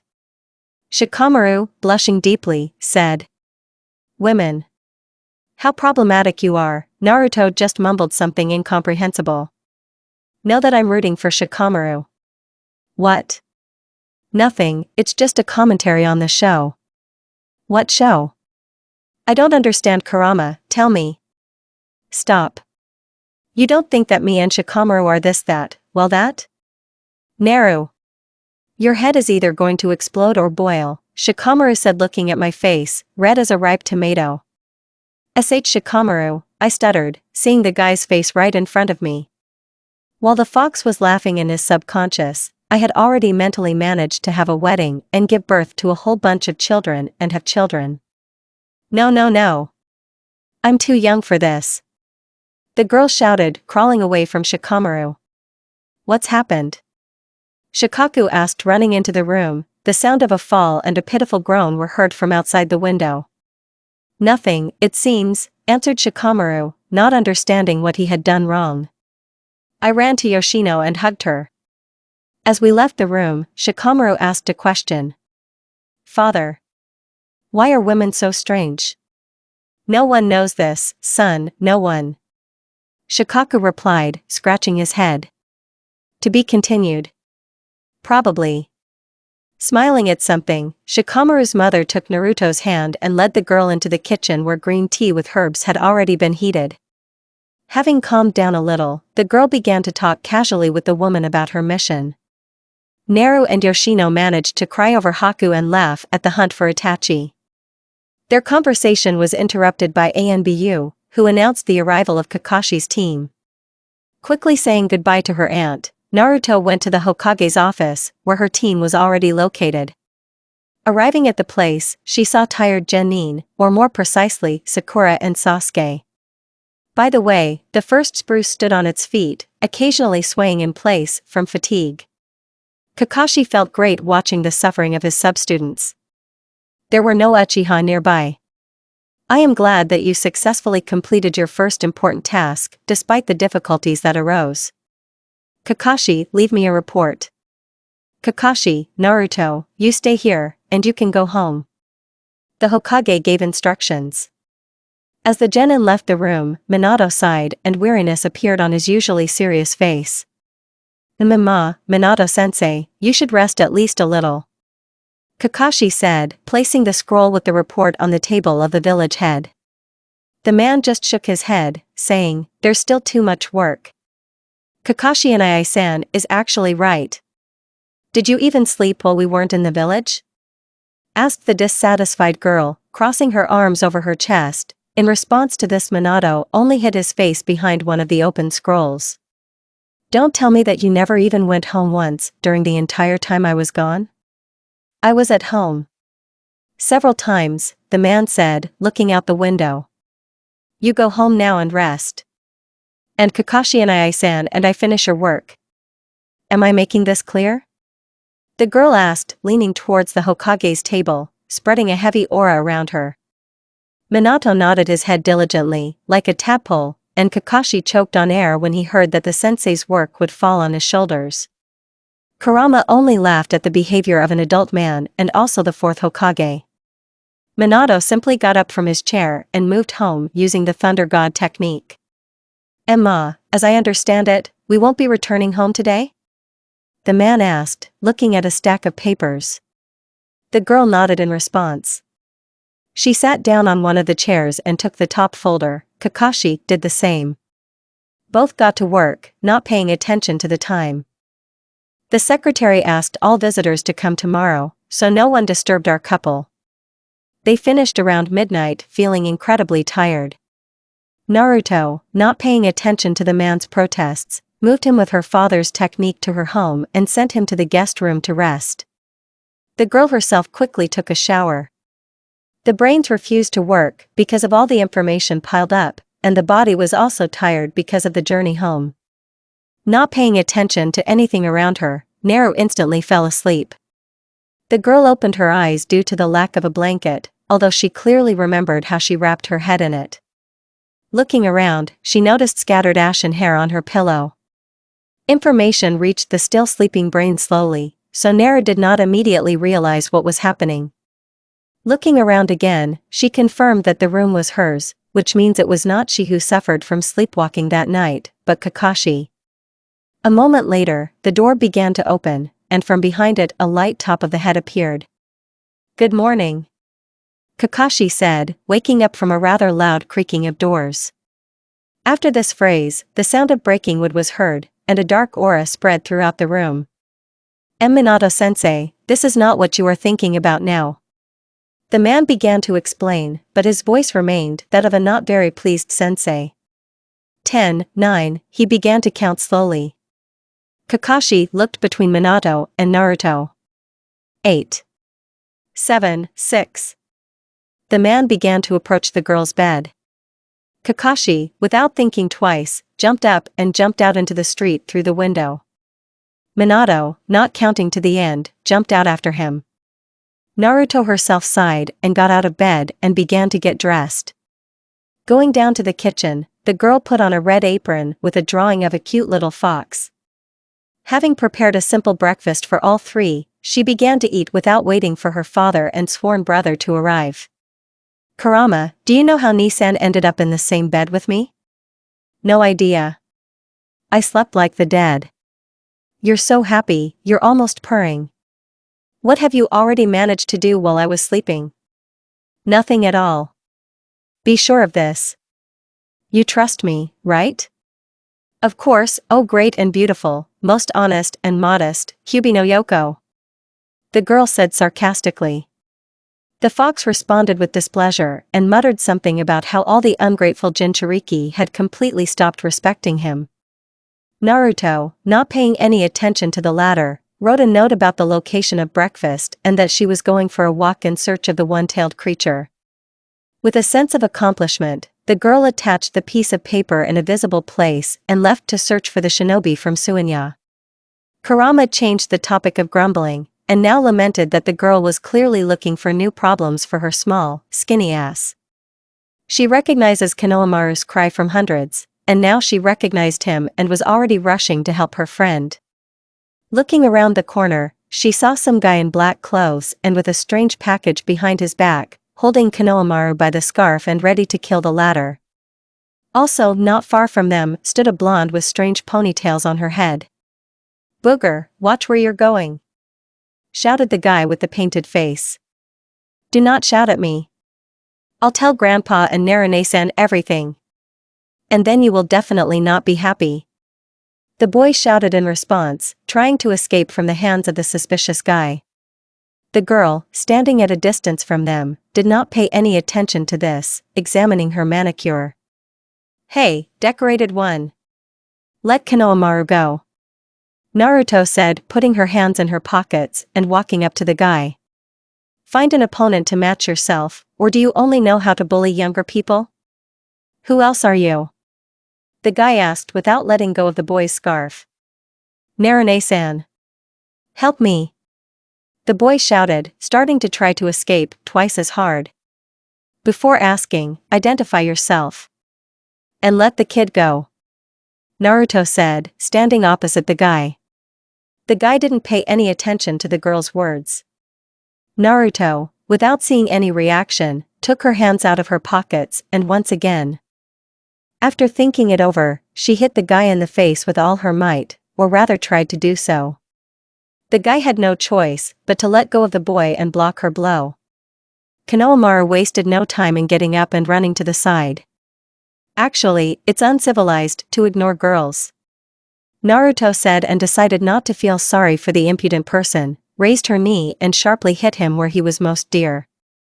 The guy's eyes widened to the size of saucers and he himself bent in half, hissing a curse towards the scarlet-haired girl. The girl who had been standing aside all this time froze and glanced sideways in the direction of her friend, but was in no hurry to approach. When the guy walked away a few steps and reached for the package behind his back, she suddenly spoke. Brother, calm down. Don't reveal this now for the sake of some idiot. The guy glanced displeasedly towards his sister, but still removed his hands from the package. Little sister, you'd better hide your cosmetics. And he looked so decorated. Boy, are you going to the gay pride parade or something? Naruto asked, wanting to take revenge for her idiot, and she also noted that the kunoichi had a protectorate with the sign of Suna hanging on her neck. Team Konohamaru, meanwhile, was hiding behind the nearest wall and looking at the red-haired girl with admiration. How dare you, the girl, who did not expect such an answer, began to say, when she was interrupted by someone's cold and calm voice. Kankuro, Tamari, stop it now. We are guests after all, behave yourself decently. The named guy and girl fell silent, lowering their heads and for some reason not daring to look at the person who had just arrived. Turning towards the voice, Naruto saw a red-haired guy about her age. The guy's eyes were a beautiful turquoise color without a black pupil and did not express anything except coldness and emptiness. There were large circles under the eyes around the eyes. Above the boy's eye was the hieroglyph love, and the face itself did not express any emotions. Despite the coldness of the guy, a thirst for murder and something else eerily familiar to Naruto emanated from him a mile away. Shikaku, Kurama growled in his head. And this psycho treated the boy well. I wouldn't be surprised if he only thinks about murder. In response to Naruto's remarks, the fox smiled strangely and went straight to the one-tailed Jinchuriki. My name is Naruto Namikaze Uzumaki. Nice to meet you, I hope we can become friends. The girl said, extending her hand to the boy, around whom the sand was floating. A dog, but Gaara. That's all he said, ignoring the outstretched hand and walking past the girl. Naruto, removing her hand, looked after the departing guy. I hope we meet again, Gaara. She said, watching as the brother and sister obediently followed the Jinchuriki, occasionally casting glances at Naruto herself who stood and smiled after the leaving trio, noticing that two of them, judging by their looks, took her for a crazy person. A good start to dating. Naruto-ne-san, you were so cool. Konohamaru shouted, running out of his hiding place. Following him came a girl with a strange hairstyle and a boy with glasses. Konohamaru, how did you actually run into these guys from Suinya? Naruto asked when the inseparable trinity came closer to her. I accidentally bumped into him when I was running away from them. The boy explained, nodding towards his friends. Clear. Then, Naruto said and hit Konohamaru in the neck. Couldn't you just apologize? So he started at first. Naruto-ne-san is evil, I will take revenge on you for this. The boy shouted and ran away, taking his friends who did not understand anything with him. Naruto smiled and remembered that Kakashi told her and her teammates to gather near training ground number 7 at 3 o'clock in the afternoon. She slowly went to the meeting place without worrying about being late. When she arrived at the training ground, there was still half an hour left before the meeting, so without thinking twice she sat down under the nearest tree and, without noticing it, fell asleep. She woke up from being hit on the head with a book. Opening her eyes, she saw Kakashi's dissatisfied face opposite hers and sighed doomedly. So, I gathered you here to talk about the Chunin exam, which, as you know, will take place very soon in our village. I think that you have made pretty good progress in terms of your preparation, so I have registered you to participate in it. Kakashi took out 2 leaves from his favorite book and handed them to Sasuke and Sakura. But if you are not confident in yourself, then you don't have to come, nothing will happen to you for it, don't worry. Unfortunately, or fortunately, I cannot participate and help either. The only way I can help is with training, so don't be shy to ask me for anything, I'll help in any way I can. Naruto explained while still sitting in the shade of the tree. Sasuke chuckled in response, and Sakura thought about something of her own, trying to get the last convolutions of her brain to move. Well, if everything is clear to you, then you can be free. We'll meet the day after tomorrow near the academy. Don't forget to read the leaflets I gave you. Hey, Kakashi-sensei. The children answered in unison and went home. How problematic. Kakashi said, sighing and sitting down next to the Jinchuriki of the Nine Tails. And do not say. By the way, how did you end up in my bed? The girl asked, making herself more comfortable under the tree. You called me saying that you were afraid to sleep yourself. When I invited you to lie next to me, you said that you could only sleep in your own bed and dragged my still sleepy body to yours. Don't you remember this? The man asked, looking askance at the girl, who was looking at him with eyes the size of saucers. Kurama fell silent, not making a sound, trying to create the illusion that he was not there. Don't tell me that it wasn't you, but, said Kakashi, confirming the girl's guesses and destroying the fox's hopes of remaining unnoticed. Kuramushka, I see you want me to use your tails on my fur coat, huh? And no, where did you get that from? Maybe I have nothing to do with this, but you yourself came to him in a dream and thought that you were dreaming? The fox drawled hopefully, hoping to remain undisclosed. My revenge will be cruel, the girl said and, closing her eyes, began to change her subconscious.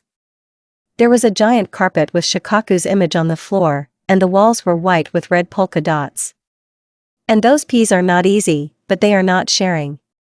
A portrait of Madara, laughing maliciously and dressed in a red bikini, appeared on the wall. On the next canvas in blue lay Hashirama, and blew a kiss to Kurama. She decided not to touch the second Hokage, since she had great respect for the creator of the shadow cloning technique. Therefore, on the next canvas there was the third, dressed in a pink bikini. The old man himself was embarrassed and tried to somehow cover himself with his hands, and his cheeks were covered with a light blush. Somewhere in the distance, 7 rainbows could be seen and the magical pattering of a unicorn's hooves could be heard, from under which ramen flew out. And in the eyes of the magical creature, there was a Sharingan. And how can I live in this disgrace? I'll clean everything up in a week if you behave, Naruto said, looking to see if she forgot to add something. Kurama just howled and hissed something about how some infection needs to be prescribed a belt. Naruto, I heard you will be one of those who keeps order in the second stage of the Chunin exam. Have you already notified the ANBU guys about this? Kakashi asked, seeing that the girl had already come to her senses. No. Shouldn't Tuchan have told them about the task? The girl was surprised. He wanted you to inform them about this yourself and visit your old acquaintances. So when are you going? Kakashi asked. Tomorrow I have a free day, then I'll go. Would you like to come with me? It seems like you haven't been there for a long time either. The girl said and laid her head on the guy's shoulder, feeling incredibly sleepy. Intuition began to itch unpleasantly, trying to warn about something, but the girl brushed it off like an annoying fly. Suddenly the man pushed her to the ground, covering her body with his. Naruto blushed all over, but immediately came to her senses when the man began to shrink before her eyes. Kakashi? What happened to you? Naruto began to panic, seeing that the man now looked 16 years old, no more. His clothes became too big for him, and his mask kept trying to fly off his face. Kakashi mumbled something, clearly not understanding what was happening. Naruto, calm down and examine him, or no, put your hands on your feet and run to the hospital. Tried to calm and coordinate the fox girl. Naruto, without hesitation, grabbed Kakashi's hand and moved them both with the help of the God of Thunder to the hospital in the Uzumaki quarter. Someone call Akashi-san. Quicker. The girl said to one of the nurses, finding herself in the middle of the hospital hall and supporting Kakashi so that he would not fall. Hi. Naruto Harem. The nurse answered her and ran somewhere towards the offices. Looking at Kakashi again, Naruto noticed that he had lost consciousness, during which time a red-haired guy about 24 years old and two nurses with nurses had already run up to them. Naruto, what's wrong with him? The doctor asked as the nurses put the guy on a stretcher and took him towards the ward. For some reason, he shrank and lost consciousness. Akashi-san, please take care of him. The girl said as she accompanied the doctor and nurses to the ward. Clear. Naruto, you need to stay here, I'll call you when I'm finished. Said the doctor, closing the door in the girl's face. Sighing, she walked away from the door and sat down on the nearest chair, tilted her head back and closed her eyes. She is sure that the ANBU have already reported everything to her father in great detail, and very soon he should also appear here. Thinking about who could have done this to Kakashi, she did not notice how she fell asleep. She woke up closer to night, but not in the place where she fell asleep, but on a small red sofa. Looking around, she immediately recognized this place. It was Akashi's office. Her heart pounded unpleasantly, and the girl jumped up from her heated seat and was about to fly out of the office in search of the doctor when a familiar voice stopped her.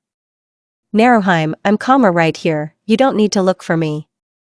Akashi said, standing near the door and holding some kind of folder in his hands. The doctor, by the way, was a tall man with red hair and brown eyes. He is dressed in an ordinary doctor's coat. What about him? He is okay? The girl asked, coming closer to the doctor.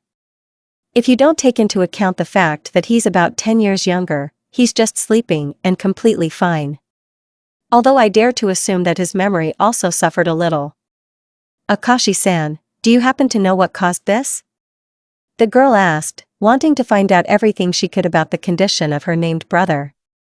No, but we found Sanbon in his back, perhaps he was poisoned by something. Unfortunately we cannot find out what caused this reaction.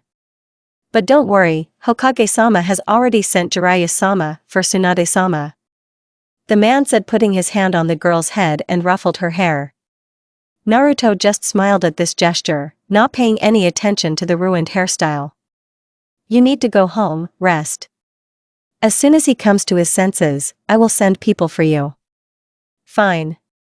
Tuchan is probably already worried. Well, see you later. The girl said and used the Thunder God technique. Once at home, the girl went to bed without changing clothes. After some time, there was a knock on the door. Ignoring him, the girl continued to sleep, but the knocking was repeated with double force. Muttering curses under her breath, the girl got out of bed and went down to the front door. Opening the door, she saw on the threshold those whom she least expected to see there. And the Hokage and Kazekage stood there leaning on each other and clearly not being too sober. Minato, hic, don't you think that your daughter, hic, wants to kill us? Asked the not very sober Kazekage, looking at the not very happy girl. Nope, hiccup, she's kindness in my flesh. Cripple, hic, yes, hic, kill, never. Minato answered him, looking at his daughter, whose eye had already begun to twitch. She moved away from the door, letting the drunks inside. It is not known for what reason the Kage. Both came in still holding each other and hiccuping occasionally. They only reached the living room. And if Minato somehow crawled to the sofa after leaving his drinking companion, then the second fell asleep where he was thrown, or more precisely, on a small coffee table. Looking at this pitiful sight, Naruto sighed and decided to postpone the showdown until tomorrow, still feeling sorry for the two sleeping husbands. Kurama, meanwhile, reminded where the treasured frying pan lies, which even demons are afraid of. Arriving at her room, she finally changed her clothes and lay down on the bed, wrapped in blankets. Everything tomorrow, or even today. But right now, she just wanted to sleep. Azu-chan, not even a year has passed. I'm with you again. Naruto, is it me, or is the end of the world coming? It's quite possible, considering that our lazy girl released the product so quickly. Azu-chan, well, I hope you like it. I'm waiting for your comments. Waking up in the morning, Naruto listened to the sounds in the house. There were no sounds coming from the first floor, despite the presence of two drunk Kage there. Throwing off the blanket and getting out of bed, the girl began to get dressed. Having put on her favorite orange suit, which consisted of a black top, orange shorts and a sports jacket, she began to comb her hair, which Akashi had ruffled yesterday, and put the protector on her head. Going down to the first floor and entering the living room, she did not see any changes. The Kazekage remained asleep on the poor coffee table, and Minato half slid off the couch. Looking at the men again, Naruto decided not to wake them up, waving her hand at the drunkards. Running into the kitchen, the girl grabbed a bun from the table and left the house, heading to the hospital. This is strange. What exactly? The fact that I didn't sense the attacker's chakra at all, despite my abilities. Plus they were clearly aiming at you.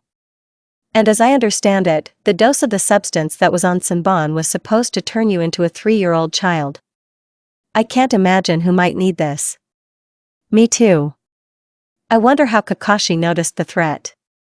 While talking, the girl didn't even notice how she approached the hospital. When she entered the building, one of the nurses greeted her and said that Akashi was in his office. Naruto Harem, is this your friend or is this your boyfriend? Asked the nurse, making the girl blush. He's my friend. And in general, this is Kakashi and Ai-san, answered Naruto, feeling that the color began to fade from her face. Yes? For some reason, it seemed to me that he was a little older, the nurse said, and then thought about something of her own. Shrugging her shoulders, the girl headed towards the doctor's office. Approaching the door, she knocked several times, and then a voice inside said, "Come in." The girl boldly opened the door and entered the office she had known since childhood. "Good morning, Akashi-san." "How is Kakashi and Ai-san?" asked the girl. "Good, Naruto. He's still sleeping. But can you go to him and take you to his room?" answered the man sitting at his desk and reading some scroll. "No need, I know where she is," the girl said and left the office. After greeting several more nurses and doctors along the way, she finally reached the room and hesitantly entered it. Kakashi was sleeping peacefully on the bed without a mask. Naruto, without thinking twice, took a chair and placed it next to the bed, and then sat down on it. Looking at the guy's significantly younger face, she was suddenly overcome by the desire to run her hand through his ashen hair. Without resisting my desires, she gently ran her hand through his hair, examining every point of his face, once again noting that Kakashi was not deprived of beauty and not understanding why he needed this mask. Suddenly she was grabbed by the arm and pulled down. The girl found herself pressed to the bed. And Kakashi towered over her, holding both Naruto's hands above her head with one hand, and with his other hand he pressed the girl's throat, which made her swallow nervously. "Who are you? And where am I?" the guy asked, frowning and not removing his hand from the girl's throat.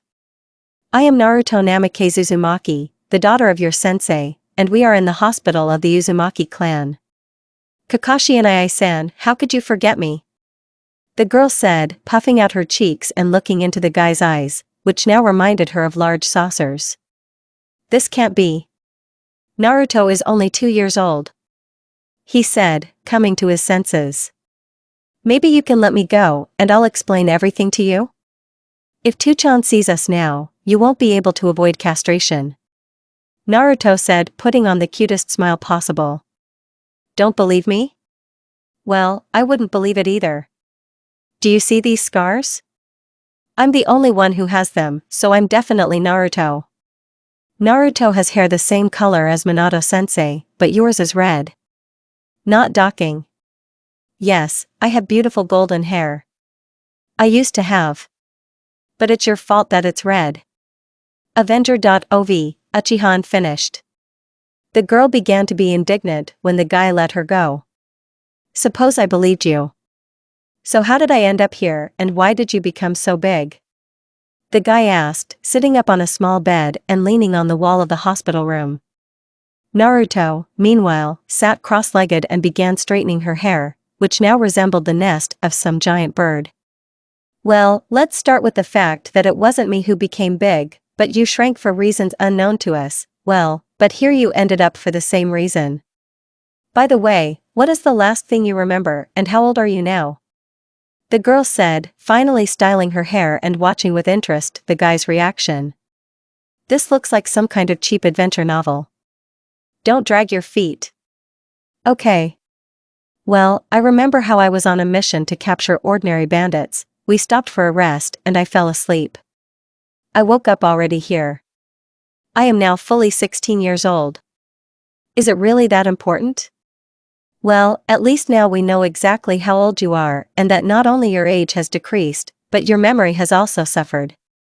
I'll go call Akashi-san, he'll examine you, and after that I'll tell you what happened at the time you forgot. The girl said and jumped off the bed. Kakashi nodded thoughtfully in response, apparently trying to understand whether it was all a hoax or not. Coming out of the room, she ran into a short girl who works here as a nurse. Oh. We haven't seen Naruto for so long. You completely forgot about us. Shouted a girl with long bright red hair and unusual light pink eyes, wrapping Naruto in a tight hug. Oh. Sorry, Nene-chan, but could you call Dr. Akashi? The girl asked, without even trying to escape. Eh? Fine. But then you'll tell me everything about that ash-haired guy who pressed you to the bed so hot. The girl said, grinning impudently and covering her mouth with her hand. Naruto, hearing her friend's words, blushed deeply and covered her face with her hands. This is not what you thought. And how do you even know? The girl asked, still covering her face. Narrow a little more and you'll boil. Is it really that bad? They told me that you were in the hospital and I went to see you. Well, I came and opened the door, and you were there doing all sorts of obscenities. I decided not to disturb you and simply closed the door. That's all. The girl said, shrugging her shoulders. He just wanted to strangle me. Beating means loving. Nene-chan, go get the doctor already. The girl said and began to push the girl in the back in the direction of Akashi's office. Okay. Nene raised her hands as a sign of reconciliation and with a satisfied smile walked away in the direction of the office. Sighing, Naruto returned to the room. Oh, you're still here. She said, looking at the guy and sitting down on the chair next to the bed. Well, where can I go? There is a seal on the windows, Kakashi said his last remark in a whisper, but the girl still heard and glanced sideways towards the guy. I knew it. It's good that there is a barrier here, said the girl, proud of her clan. There is a barrier to the wards, because most Uzumaki hate the hospital and run away at the first opportunity. Do you remember how you somehow ran away and got lost? It was after this that they began to install them. Where is the doctor? I don't remember his name, asked the guy lying on the bed and resting his face on his hand. Akashi-san. Nene-chan went to call him. Remembering Nene, the girl blushed and shook her head, trying not to think about what happened. Your face has become the same color as your hair. Tomato-chan, what kind of vulgarities are you thinking about there? The guy asked, smiling contentedly at Naruto's reaction. Kakashi sat up on the bed and leaned over Naruto, peering into her face. Fahahaha. And I like this guy. Is this surely Kakashi and I-san? What? I don't think about anything like that. What happened to the calm as a cucumber and lazy Kakashi and I-san? Asked the girl. Kakashi was about to answer her something and raised his index finger up with a smart look, but he was interrupted by the creaking of the door and the man's voice. Naruto, is he awake yet? The girl turned her head to the side, not paying attention to Kakashi's gaze focused on her, and saw Akashi at the door with a smile from ear to ear. Well, as you can see. As you expected, he lost some of his memories. She answered, getting up from her chair. Clear. Well then, if you don't mind, I'll carry out some procedures, and after that he can return home, but he must come to me every day for a check. Fine? The doctor asked, examining the guy in front of him and noticing that someone really wanted to open the window. Yes. I'll wait for you in the office. And could you tell me where Nene-chan is now? She asked before leaving. She's waiting for you outside the door, said the doctor, waving his hand after the girl closing the door. Naru-chan. I'm on a break now. Would you like to have a snack and talk? Asked the one who jumped out. How? From the snuff box, Nene. Fine. Akane-san allowed us to occupy his office, Naruto said, causing Nene to throw up her hands and put on a smile from ear to ear. On the way to the office, the girls managed to pick up the food that Nene had prepared in advance. Having laid out the food on a small coffee table in the office, the girls sat down on a red sofa that was just a shade darker than their hair. So, Naru-chan, is he your boyfriend? Nene asked, pouring orange juice for herself and her friend, who was just eating a sandwich and choked when she heard the question. The girl just smiled the sweetest smile and tapped her on the back. Who? Naruto asked, finally stopping coughing and looking at her friend's face. What other candidates are there? Nene asked, tilting her head to the side and putting her index finger to her lips. And no. And I don't have any boyfriend at all, said the red girl, trying to stop her fantasy in which Shikamaru, Kakashi, Itachi, and Shursui are dressed in prince costumes and hand her bouquets of roses, and next to them stands Sasuke dressed in a white horse costume holding a rose in his teeth and winking at the girl. And around them there is a pink atmosphere, rose petals, and stars. No, the last three are definitely not an option. The first one is a little strange, the second one is just up. Well, the third one is actually a horse. In principle, it's logical. Stop, don't tell me you peeked again. Believe me. What you just imagined is nothing at all compared to Madara in a bikini. Naru-chan, are you still with us? The girl asked, shaking her friend by the shoulders. Probably, Naruto said, putting her hands to her face, trying to somehow cool it down. Well then, what is this guy's name? Nene asked, picking up another dango. His name is Kakashi Hatake. You work in a hospital, how can you not know this? The girl asked, glancing nervously at her friend, remembering that she had already told some of the nurses the name Kakashi. Well, here's the thing, a main-kun is just so impatient. Nene said. Blushing deeply and clearly floating away into the world of dreams, a pink aura spread around the girl, meanwhile Naruto's eye began to twitch. So stop, I don't want to know the details. And what kind of facial expression is this? What dirty thoughts are crawling into your empty head? Absolutely none. Nene said, finally returning to reality. Tell little brother Amain not to sneak you away from work, otherwise if I find out about this again, he won't be able to walk for at least a month. And I hope the whole hospital doesn't know what you excreted in the room. The girl asked, looking straight at her friend, who clearly began to get nervous and glanced sideways. Nene-chan. When did you have time? Well, I only told Yuki, well, and she told Aim, well, you understood what happened next. Well, there's nothing wrong with that. Right? Nene asked hopefully, trying to understand what her friend was thinking about now. Nene-chan, I will strangle you to death. Naruto howled and had already put her hands on the neck of the apologetic Nene and began to pretend to strangle her, when the door opened and a shocked Akashi stood on the threshold. Well, we won't bother you, he said, turning around and about to leave when Nene shouted after him. Akashi-san, help, save. They are killing. I saw absolutely nothing, said the man and closed the door from the back. Meanwhile, deathly silence hung in the office. Naruto let go of the girl and said with a sigh. Nene-chan, one day I will definitely kill you. That's cruel, Naru-chan. The girl said, pouting. Akashi-san, you can come back in, Naruto shouted, not paying attention to her friend's words. Naruhime, are you finished yet? Akashi asked, looking into the office. For a moment it seemed to the girl that several flowers were flying next to his head. Yes. Well, see you tomorrow, Nene-chan.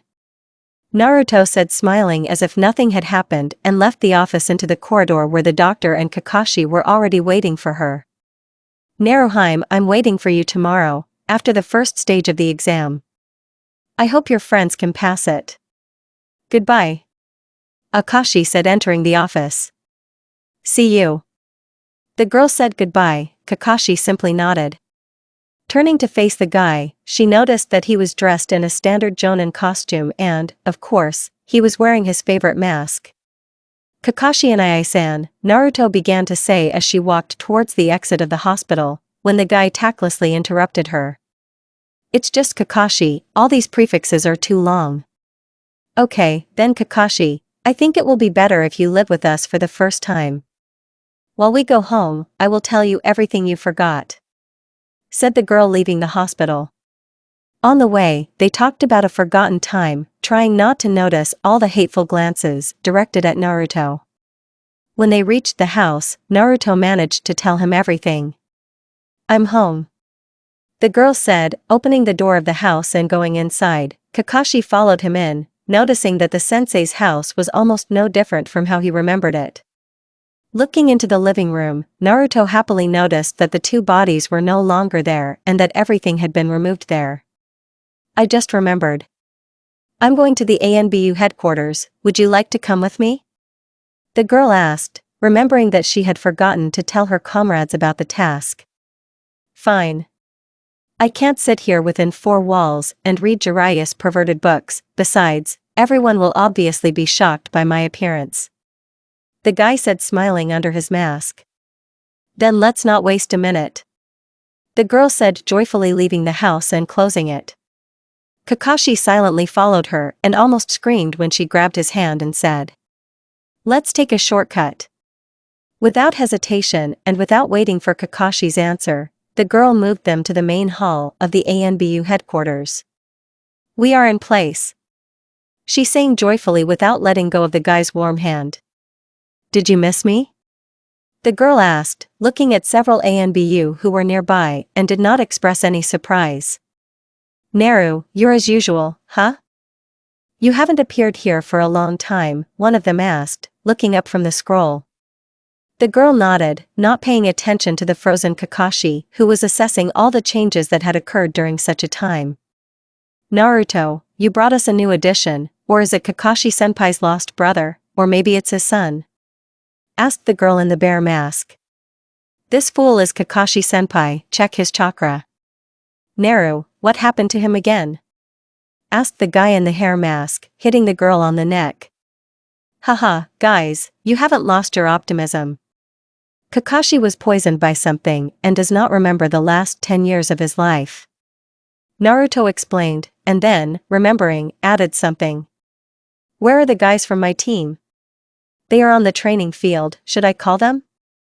The girl answered, rubbing her neck and looking displeasedly at her partner. Yeah, I'll wait here for them for now. But almost nothing has changed here. Even these idiots remained the same idiots they were, Kakashi said, sitting down on one of the sofas, pulling Naruto along with him. And I've already forgotten what a pest you once were, the hare muttered displeasedly, looking at his old acquaintance. Are you already missing us? The wolf asked, entering the room, followed by 3 more. Well, of course, I brought you a task and I'm also participating in it, Naruto said, smiling when she saw her old friends. What kind of task? Anything interesting? asked the wolf, sitting down next to the girl. We must patrol the forest of death during the second stage. Tuchan allowed me to participate. Naru, it seems to me or little Hima shouldn't wear such clothes? Asked the cat, spreading a dark aura around himself, crossing his arms over his chest.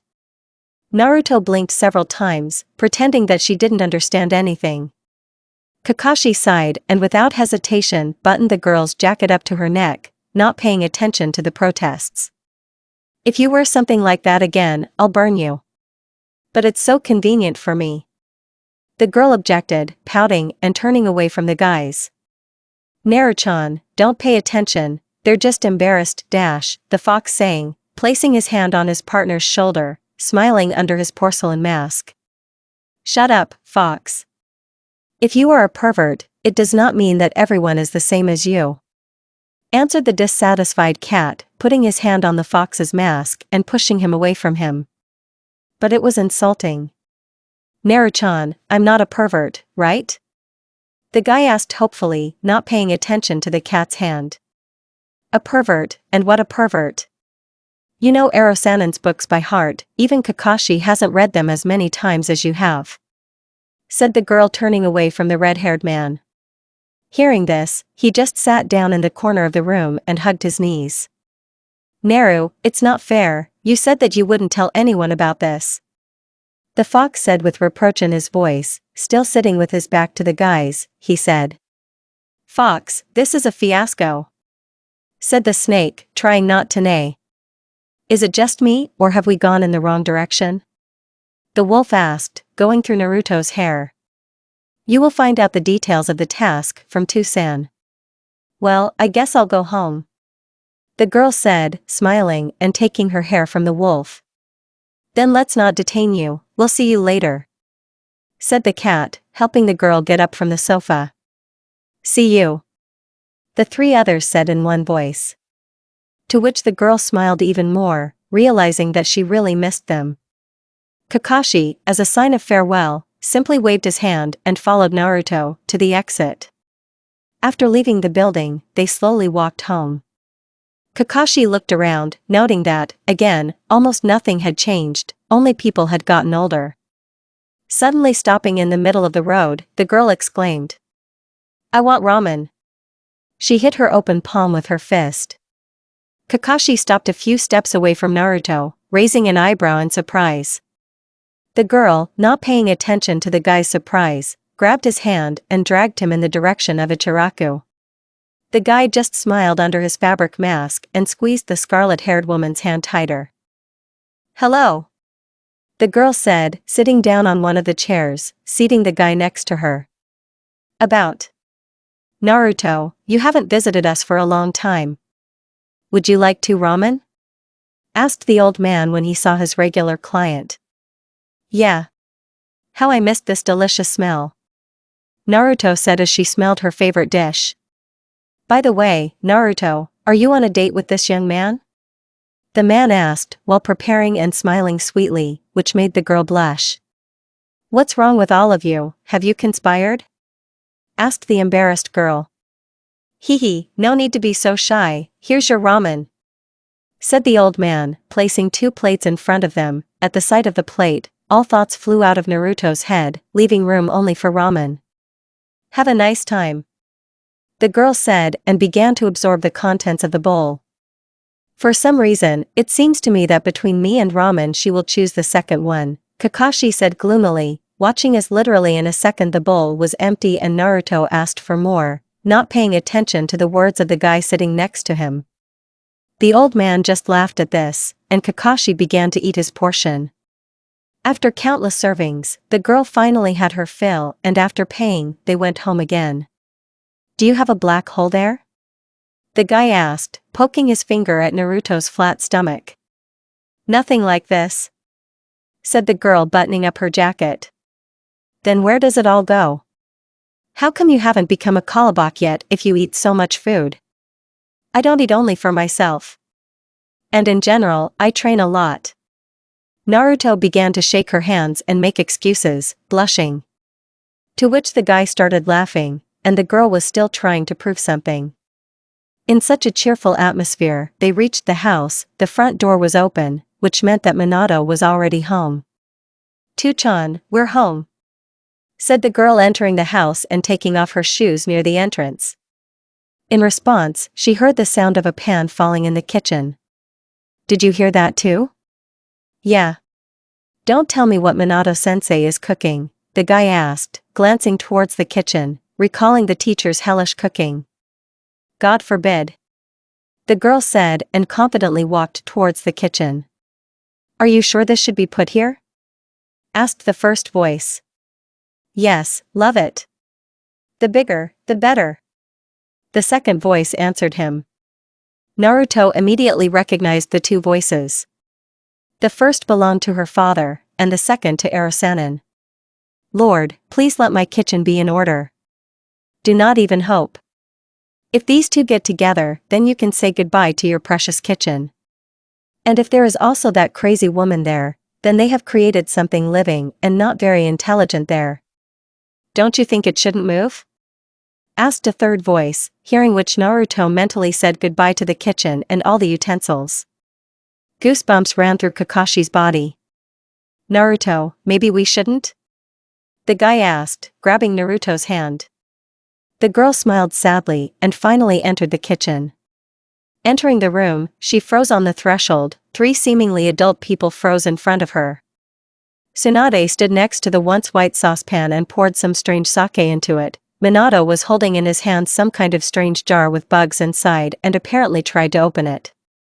Jiraiya froze next to the stove, apparently trying to make the fire even bigger. There was another pan lying on the floor next to them, and a red, bubbling liquid was spreading across the floor. Kakashi looked into the kitchen and froze in place. "Teacher, are your cooking skills getting worse and worse every year?" the guy asked, watching as something began to crawl out of the pan on the stove. "Well, at least the kitchen remained intact. Give me at least one reason not to kill you," Naruto said, crossing her arms over her chest, feeling her hair start to rise, while Kakashi was mentally glad that he wasn't involved in this extreme cooking. "Do you love us very much?"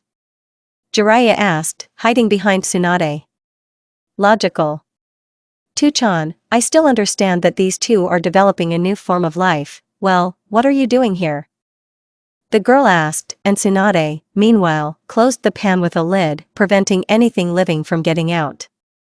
"Well, we just wanted to cook you something delicious," Minato said, laughing awkwardly and scratching the back of his head. "Well, go to the bathhouse. Clean up here, I'm off to bed. What would be 10 minutes of this here?" the girl said and left the kitchen, dragging Kakashi with her. Having gone up to the second floor, the girl sent the guy to his room. Entering her room, the girl fell on the bed and began to think about how she could take revenge on the three cooks for ruining the pots. While she was thinking, she didn't even notice how she fell asleep. POV Naruto. I woke up from the loud ringing of the alarm clock and the lamentations of one red-haired subject. If I hit the first one with a pillow, then I wanted to strangle the second one in the dog pits. And this is your gratitude for the fact that I woke you up in time? Why do I need to go somewhere? Darling, what kind of Kakashi bit you that you lost your precious memory? Are you talking about Christmas tree sticks? Today is the first stage, I shouted, jumping out of bed, starting to look for my clothes. How could I forget about this? The guys are probably already tired of waiting. The woman is calmer. It's still over an hour away, Ku said calmly, and I stood frozen with shorts in my hands and a jacket in my teeth. Couldn't this have been said before? Then it wouldn't be interesting and you'd fall asleep again. Logical. Okay, I'll have mercy. Having answered one impudent red furball, I continued to get dressed in a calm atmosphere. Having finished getting dressed and getting my hair done, I went downstairs to prepare breakfast for everyone. Oh, exactly. Yesterday, Tsunade-bachan and Ero-sanin returned, which means that an even more fun, cheerful life begins. A satisfied smile bloomed on his face. Looking into the kitchen, I saw Kakashi and Ero-sanin calmly drinking tea there. Good morning. I almost sang as I entered the room, going to hug Ero-sanin. Kind. And you haven't grown up well, said Ero-sanin, responding to the hug, which made a stupid and happy smile appear on my face, and warmth spread through my soul. I'm glad you and Tsunade-bachan returned to Konoha. By the way, where is she? I asked, looking around in search of Grandma. She went in search of Shizune, and it seems like she went to the hospital. By the way, Naruto, your Sasuke and Sakura will be waiting for us near the academy, won't they? Kakashi asked, taking off his mask. Here. Granny went to the hospital. Nene-chan will definitely tell her everything, embellishing everything too much. Huh. You blush as if you were really doing some kind of obscenity there. I'll probably take upon myself the responsibility to remind you that he wanted to finish you off, and not to deprive you of your virginity. Coo. I didn't even think about it in that way. You tell those two about it, otherwise you'll soon turn into a red, embarrassed puddle. Dirty thoughts are creeping into your head again. Is my face too beautiful for you? One sang sarcastically, pulling his mask back, and unable to resist, I hit him on the leg. It's your fault. There was no point in pinning me to the bed. I shouted without thinking about the consequences. Hearing Kurami's loud, bassy laugh, I suddenly remembered where and with whom I was. Pursing my lips and feeling cold sweat flowing down my body, I looked at my godfather, whose eyes were now the size of my mother's frying pan. Having looked around the kitchen again, I confirmed that Tachan was not here, so that's one less problem. And so, I don't give my books to you two little perverts anymore. The main thing is that Minato doesn't find out about this, the man said, rubbing his temples, and Kakashi's face, meanwhile, was the color of my hair. Didn't find out about what? Asked Daddy, entering the kitchen and smiling in the sweetest way. Now cold sweat flowed in streams, not only over me, but also over Kakashi and his godfather. Hee, what are you talking about? I do not know anything. Eh? Kakashi guys are already waiting for us, right? I began to say nervously, trying not to look in the direction of Tuchan, who was looking at us with an uncomprehending look. Grabbing Kakashi's hand, I quickly walked towards the door. Having put on our shoes, we ran out of the house and, without turning around, headed towards the academy in the same step, while one red-haired, impudent face laughed so hard that my head began to hurt. Let's forget about it, I said with a brick face, to which Kakashi nodded and repeated, we'll forget. Dobe, said someone's not very happy voice behind me. Turning around, I saw the familiar Sasuke in the arms of none other than Sakura. Good morning to you too, sir. As far as I can see, it started with tenderness for you? I sang, to which the guy muttered something under his breath, and obviously something not very censored. Hello, Naruto. Sakura greeted, without taking her eyes off her beloved duckling. Naruto, be honest. Have I committed some sin, or maybe I have committed some serious crime? Kakashi asked with a gloomy face, not understanding what he was talking about. I answered. No, I think. Unless, of course, you were hiding anything from me. Then how did these two end up on my team? Kakashi asked, watching as the pink-haired girl reached out for a kiss, and Sasuke, quickly turning green, tried to break free and understand where this pink Hulk got so much power. Well, the formula for this is simple and clear. Daddy plus alcohol plus Ero-sanen's advice, it turns out up, I said sadly, patting Kakashi on the shoulder. Be strong, man, or is it already a guy? Naruto, who is this? Sakura asked when Sasuke finally escaped from her embrace and hid behind Kakashi and me. This? I asked, pointing to the guy standing next to me. She nodded. Oh, so this is Kakashi-sensei. What? Is this handsome guy really our sensei? Sakura asked, instantly flying closer to us to see his face, with stars in his eyes. Behind me there was a quiet sigh of relief. Well, a small one, don't worry, she'll remember about you soon. Can I just die? Kakashi asked in an incredibly sad voice. It is forbidden. I answered instantly. Sakura did not pay any attention to our words, enthusiastically examining the face of her sensei. What will happen when she sees him without a mask? He will make himself a harem of 2 men. Kakashi and Sasuke, well, maybe Shisui and Itachi will take him too. Have you guys signed your papers? I asked, trying to distract Sakura from poor Kakashi. Yes. That's all the girl answered, showing a piece of paper with a neat signature. I unconsciously compared her handwriting with mine. I wish I had something like that. I didn't even notice how Sasuke decided to come out from behind me, showing his piece of paper. Well done, both of you, for coming. If one of you had not come, the other would not have been able to pass the exam. And remember that the exam will begin as soon as you cross the threshold of the academy. I believe that you both can get through this stage, I said, smiling. These 2 did not deign to answer me and nodded and went to the academy. Something is not too good, I have a good feeling. I just hope nothing happens. Good luck, I said when she had already entered the academy. Well, let's go to the hospital for now. Went. And you like them? Kakashi said, getting my attention. It is a question or a statement? I asked again. He simply shrugged his shoulders, saying, choose it yourself. They are funny, and with this theme we are like brother and sister, really second cousins. Kakashi chuckled ambiguously and simply walked on, not paying his precious attention to me. Shouting after him, hey! Wait for me. I ran after him, and this infection began to run away. We got to the hospital playing catch-up, so we entered the building breathing heavily and red-faced.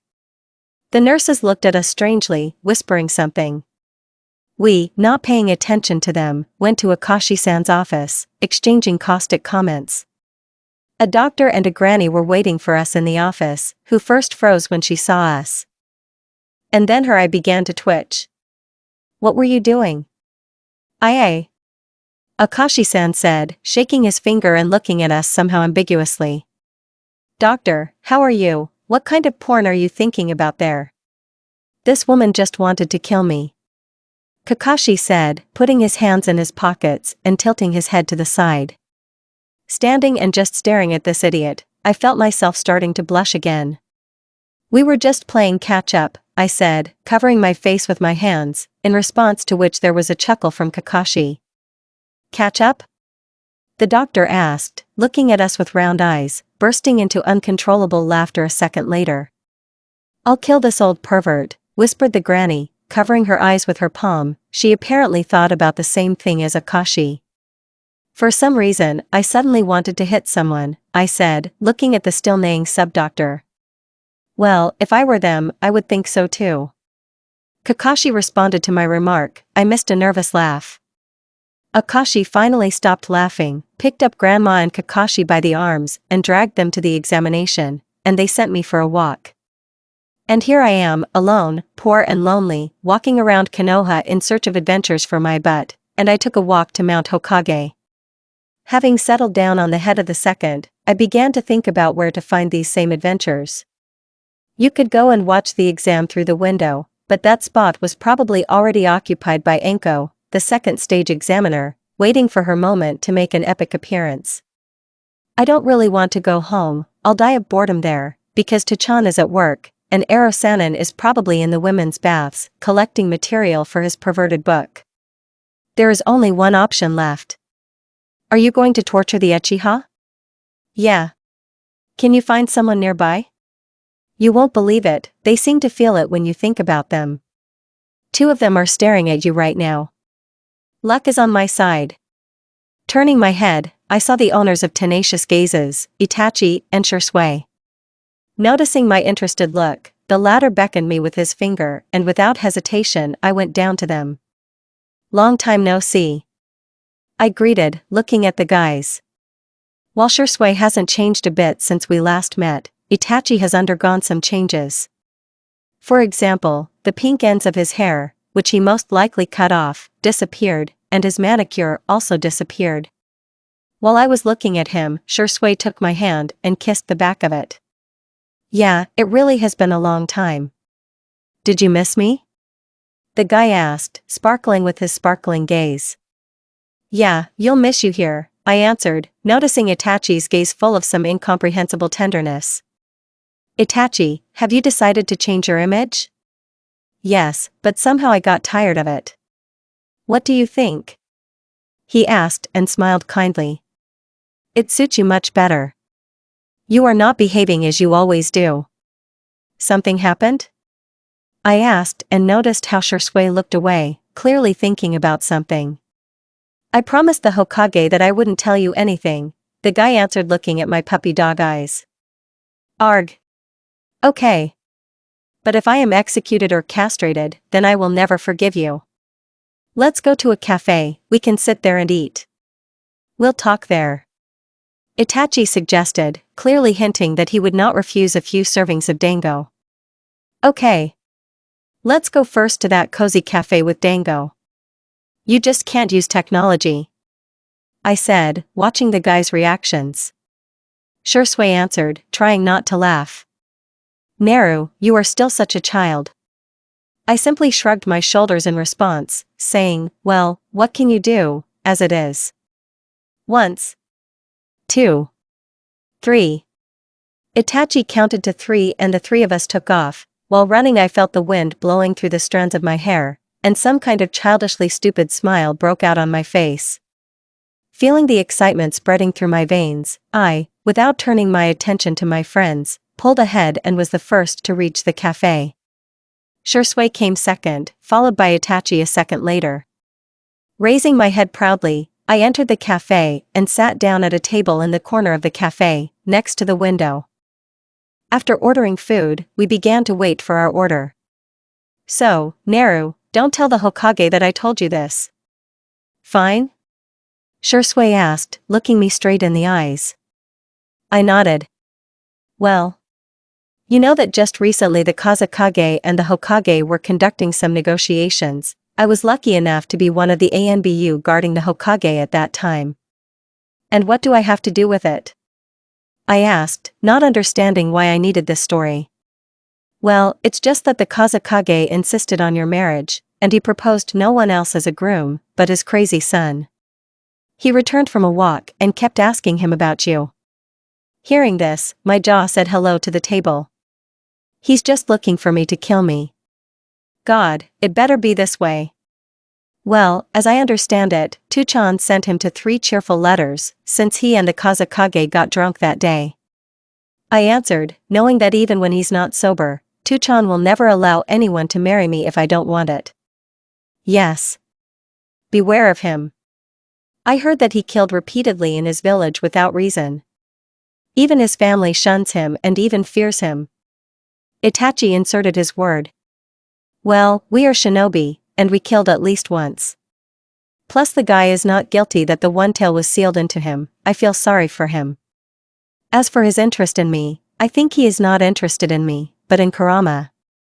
And what is even more likely, this interest was imposed on him by Shikaku. I began to think, while the 2 guys next to me sighed resignedly. We didn't quite expect this answer. Huh. You won't give up your attempts to make friends with him, right? Shisui asked, scratching the back of his head. While talking, we didn't even notice how time flew by and our order was brought to us. Ignoring the Uchihas, I started eating dango on both cheeks, sometimes washing it down with unsweetened green tea.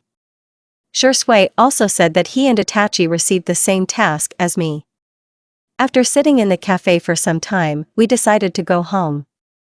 Itachi ran home and Shisui volunteered to walk me home. I didn't particularly object to this development of events. When we almost reached the house, he suddenly stopped and fell silent. Shisui, did something happen? I asked, turning to the guy. He stood and smiled with an unbearably sad smile that made me feel a pang in my heart. I wanted to hug him and never let him go. Taking my hand, he pulled me into his arms. Promise.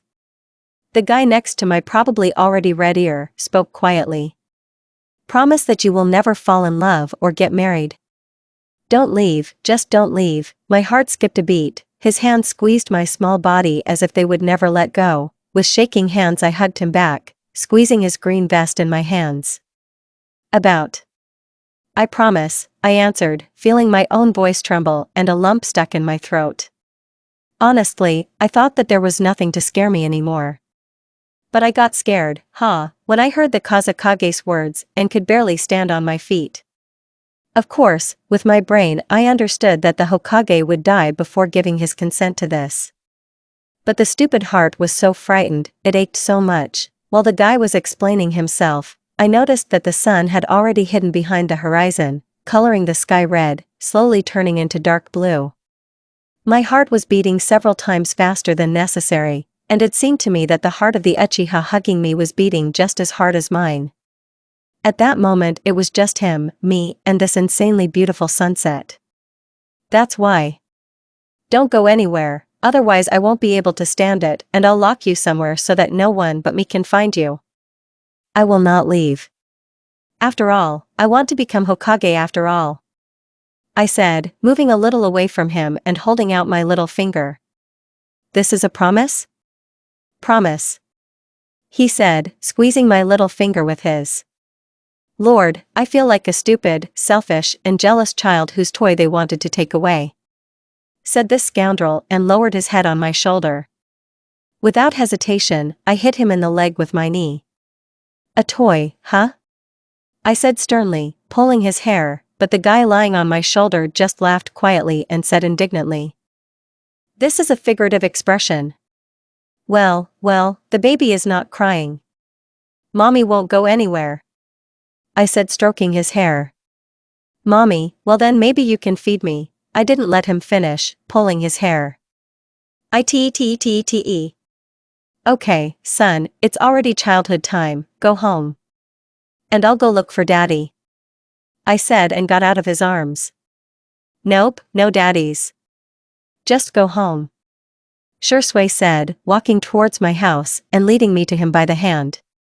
We spent the rest of the trip making fun of each other. Taking me to the gate, he stood there until I entered the house and took off my shoes. Then he raised his hand with a thumbs up, Allah, mission accomplished. Surprisingly, there was no one in the house despite the open front door. Walking past the kitchen, the thought of cooking something to eat came to my head. The cooking proceeded quietly and peacefully. Instead of 2 damaged pans, there were 2 new ones and 1 new cup with flowers. Having finished cooking, I cleaned up and realized that I had absolutely nothing to do while I was waiting for the others. So I went to my room. Entering the room, I immediately saw a familiar stranger from root on a tree branch. Deciding that since I have nothing to do now, why not talk to him? Opening the window, I nodded to him to come in. He wasted no time in entering and positioned himself on the windowsill. You haven't come to see me for a long time. I said. He simply nodded to my remark. And then he seemed to think about something. I watched with interest as he came down from his usual place, came up to me and somehow hesitantly, as if with wooden arms, hugged me and immediately pulled away as if scalded. Standing opposite, he drilled his gaze into me, asking a silent question. Hugs? He nodded. I don't even know how to explain it. If in general terms, then hugs are something you want to do with a person you love or really value. With a hug, you can express your affection, love, or simple gratitude. After listening to my explanations, he simply stood there for several moments, apparently pondering my words. And then he hugged me again. Is this your gratitude? I asked, not expecting to get an answer. And why did you hit the root? It would be great if we could talk without this stupid mask, I said, touching the mask and feeling the guy nodding noticeably. He could not have ended up there of his own free will. Suddenly letting go of me, the guy left through the window, and the sound of doors opening was heard below. Naruto. Don't get close to him, you know very well that he can just pretend and use you as a source of information. I know. I'll try to be more careful. I said, smiling bitterly, realizing that I would do everything my way early. There was a creak of doors and a granny appeared in the room. Tsunade-bachan. You're finally back. I said, hugging the woman. Yeah. And it seems we found out what poisoned Kakashi. She began to say, running her hand through my hair. This is an unsuccessful invention, the so-called elixir of youth, created by Orochimaru, dust of golden apples. Apart from Orochimaru himself, no one knows how to remove it, and there is also some unfinished and modified form of this elixir. We don't know what the consequences may be, we may have no news, but Jiraiya sets off tomorrow to search for Orochimaru. Granny explained to me, but I nodded, hoping that everything would go well and Jiraiya would find him. After my grandmother's words, none other than Teen flew into my humble abode. We passed. He said excitedly, his words awakened a childish joy in me, making me rejoice as if I had passed this first stage.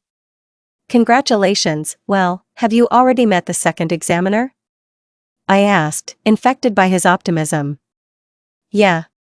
I don't even know how to describe it. In general, it looked epic. I wonder if she will then pay for all the damage she caused. Tima said thoughtfully, it's been a long time since I've heard so many words from him. I think if Sakura saw this now, she would think that our duckling had been replaced. Yeah. Usually you won't get anything from him other than a short but here it's just verbal diarrhea. Haha. I don't think so, usually no one can make her pay. But don't think that she is a bad person. In fact, she is an angel in the flesh, if it doesn't involve money and Orochimaru, and also cutlets. I said. Sasuke stared at me incredulously, clearly not believing what was said above. Okay, let's miss this moment. Better tell me what interesting happened during the exam. I said, sitting down more comfortably. To be honest, problems found us as soon as we arrived. Firstly, they tried to deceive us with a simple genjutsu. And secondly, a green miracle in tights flew at us. Having said this, Team grimaced as if he remembered something disgusting. His arrogance is still with him. Kurama muttered, with whose opinion I completely agree. Oh wait, turn. Green miracle in tights. Something very familiar, don't you think so? Yeah. Remember that weird guy with giant eyebrows and strange eyes like a fish? Exactly. Thick brow. Ahem, well, he got a little bullish and accused me of allegedly seducing this pink misunderstanding. Actually, I am the injured party here, next to her, my virginity is always in danger. Team made a funny face, holding back non-existent tears. Trying not to show my laughter, I turned away in the other direction, covering my mouth with my hand. Well, yes. Laugh at me, you evil woman. I would look at you in such and such a situation. For this I have to Chan and Kakashi. I said in a serious tone. In response, he muttered something, which unfortunately I could not hear. And in general, tomorrow is the second stage. Why aren't you home and getting ready yet, you idiot? Baka, and I was in such a hurry to come to you, and you're already kicking me out. I miss you so much. He answered and pouted like a hamster. Who are you, and where are you going, Sasuke? Admit it, are you a spy for Orochimaru? Who sent you? I said with an incredulous expression, moving away from the Uchiha. You are simply unbearable. Thick-skinned fish. He shouted to the subject, falling to the floor. Am I missing something, or am I? Yes, daughter, you are dumb as a plug when it comes to romance. When did you become my father? I don't remember my parents being a huge and fat fox. Whine. Not grateful. Who do you think your big ass, which attracts problems, went to? Is it just me, or is this world going to hell? I whispered with a blank look. Definitely. My friend replied with the same look. We sat with this expression on our faces for a few more minutes, and a dark aura hung in the room. Kakashi began to say, but stopped when he saw this depressive mess. I came back. Kakashi. I suddenly jumped to my feet and went to the door where my brother stood frozen on the threshold. He raised an eyebrow in surprise at my actions. I don't have a big ass, but it's really nothing like that. Is it true? After my question, both guys paid attention to my butt. Sasuke with a poker face showed his hand with his thumb raised. You have a great ass, where do you get these thoughts from? Kakashi said and, as if to prove his words, He lowered his hand on my ass, while nodding to something of his own. I felt my face start to burn. Have you been thinking about porn again? He asked with a calm face. You're the only one here who thinks about her. I shouted to the deep laughter of my friend, but my angry tirade was interrupted by the touch of his lips through the fabric of the mask to my cheek. Meanwhile, my heart threatened to break through the chest to my mother. Better run. An evil something hissed behind me, vaguely reminiscent of an Uchiha. Kakashi smiled sweetly, removed his hand, and disappeared from my room, followed by Sasuke. What kind of day is this? Haha. What interests me is, have you been thinking all this time about what kind of ass you have? Is that all you were worried about? HIA. Now that I think about it, it really did seem very ridiculous. But Christmas tree needles, I'm a girl after all. What happened here? Tuchan asked, interrupting my thoughts. Tuchan, has Kakashi always been such a pervert? No, I never noticed anything like that about him. The father answered incomprehensibly. Perhaps this is a side effect from the drug, or from Jiraiya's books. I reasoned out loud. For some reason. Chan tilted his head to the side, clearly not understanding what happened. So don't, otherwise there will be one less Kakashik like that. Ahem, I'll go to bed anyway, I said, placing my hands on my hips. Oh, okay. Tomorrow you have your first task in a long time, Dad said, smiling softly, and hugged me. I immediately hugged him back and kissed his cheek. Good night, I love you very much, I said in a half whisper, afraid to frighten off the warm atmosphere, and leaned my cheek against his, in response to which he ran his large and warm palm through my hair. And I love you very much, sweet dreams, Naruto, he said in the same tone. After these words we still stood hugging, not wanting to ruin this wonderful moment. We probably would have stood there for a long time if Grandma hadn't called to Chan. He let me go and ruffled my hair one last time and left. Well, I quickly took a shower and climbed onto the bed, wrapping myself tightly in the blanket. Good night, little one. And the same to you, you evil and harmful fox. After exchanging wishes, I immediately fell asleep. The morning did not start out so pleasantly. I woke up covered in cold sweat, a clear feeling of fear still pulsing in my head. I was afraid, but who or what? I clearly had a nightmare, but I can't remember anything other than fear. Kurama did not answer my questions, and was suspiciously silent. Having brought my feelings into a more or less favorable form, I got out of my bed. Looking at the clock, I realized that there was still a little time before getting ready. Sighing, I took out my ANBU uniform, which I had not worn for a long time. After putting it on, I sat down at the small dressing table. I hope the guys can handle it.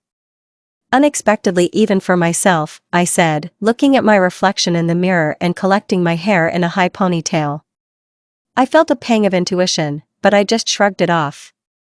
Having fully dressed, I left the room and quietly went downstairs. There was no one in the kitchen, which meant Tuchan had already left. There was a plate with several sandwiches on the table, and a note next to it. Naruto, eat before you leave, otherwise the roar of your stomach will scare away all the living creatures in the forest of death. Your beloved Kakashi. And where did you get the idea that I love such an idiot like you? I asked the note, as if its owner was here instead. But still she obediently took the sandwich and took a bite.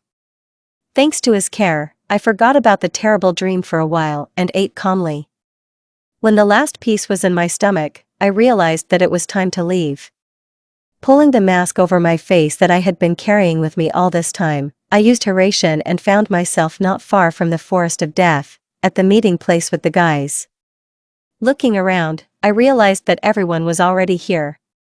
Good morning, I greeted, and immediately found myself in the clutches of the fox. Kind, they drawled in one voice, just as they usually did. This gave me a feeling of nostalgia. Good morning, my friends. Someone's painfully familiar voice sounded behind me, from which goosebumps ran across my skin. Hee hee. Good, I answered gloomily, seeing Yamato behind me with a bear mask on his face. Kitsun-sama, I'm glad to see you in good health. And now we must divide into teams of 2 and patrol the area, keeping an eye on the children at the same time. Hokage-sama ordered to protect the participants and disqualify those who tried to kill their opponents. Yamato explained, but I nodded in understanding.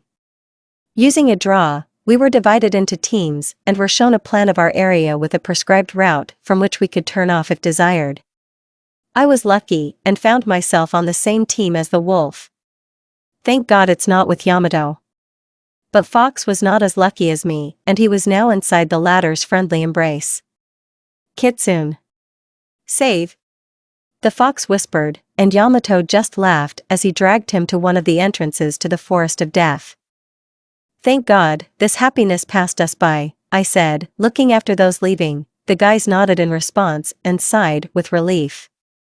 Well, sir, it's time for us to go. After my words, we went to our stations. Once in this forest, we sat comfortably on one of the giant trees, waiting for the moment the second stage began.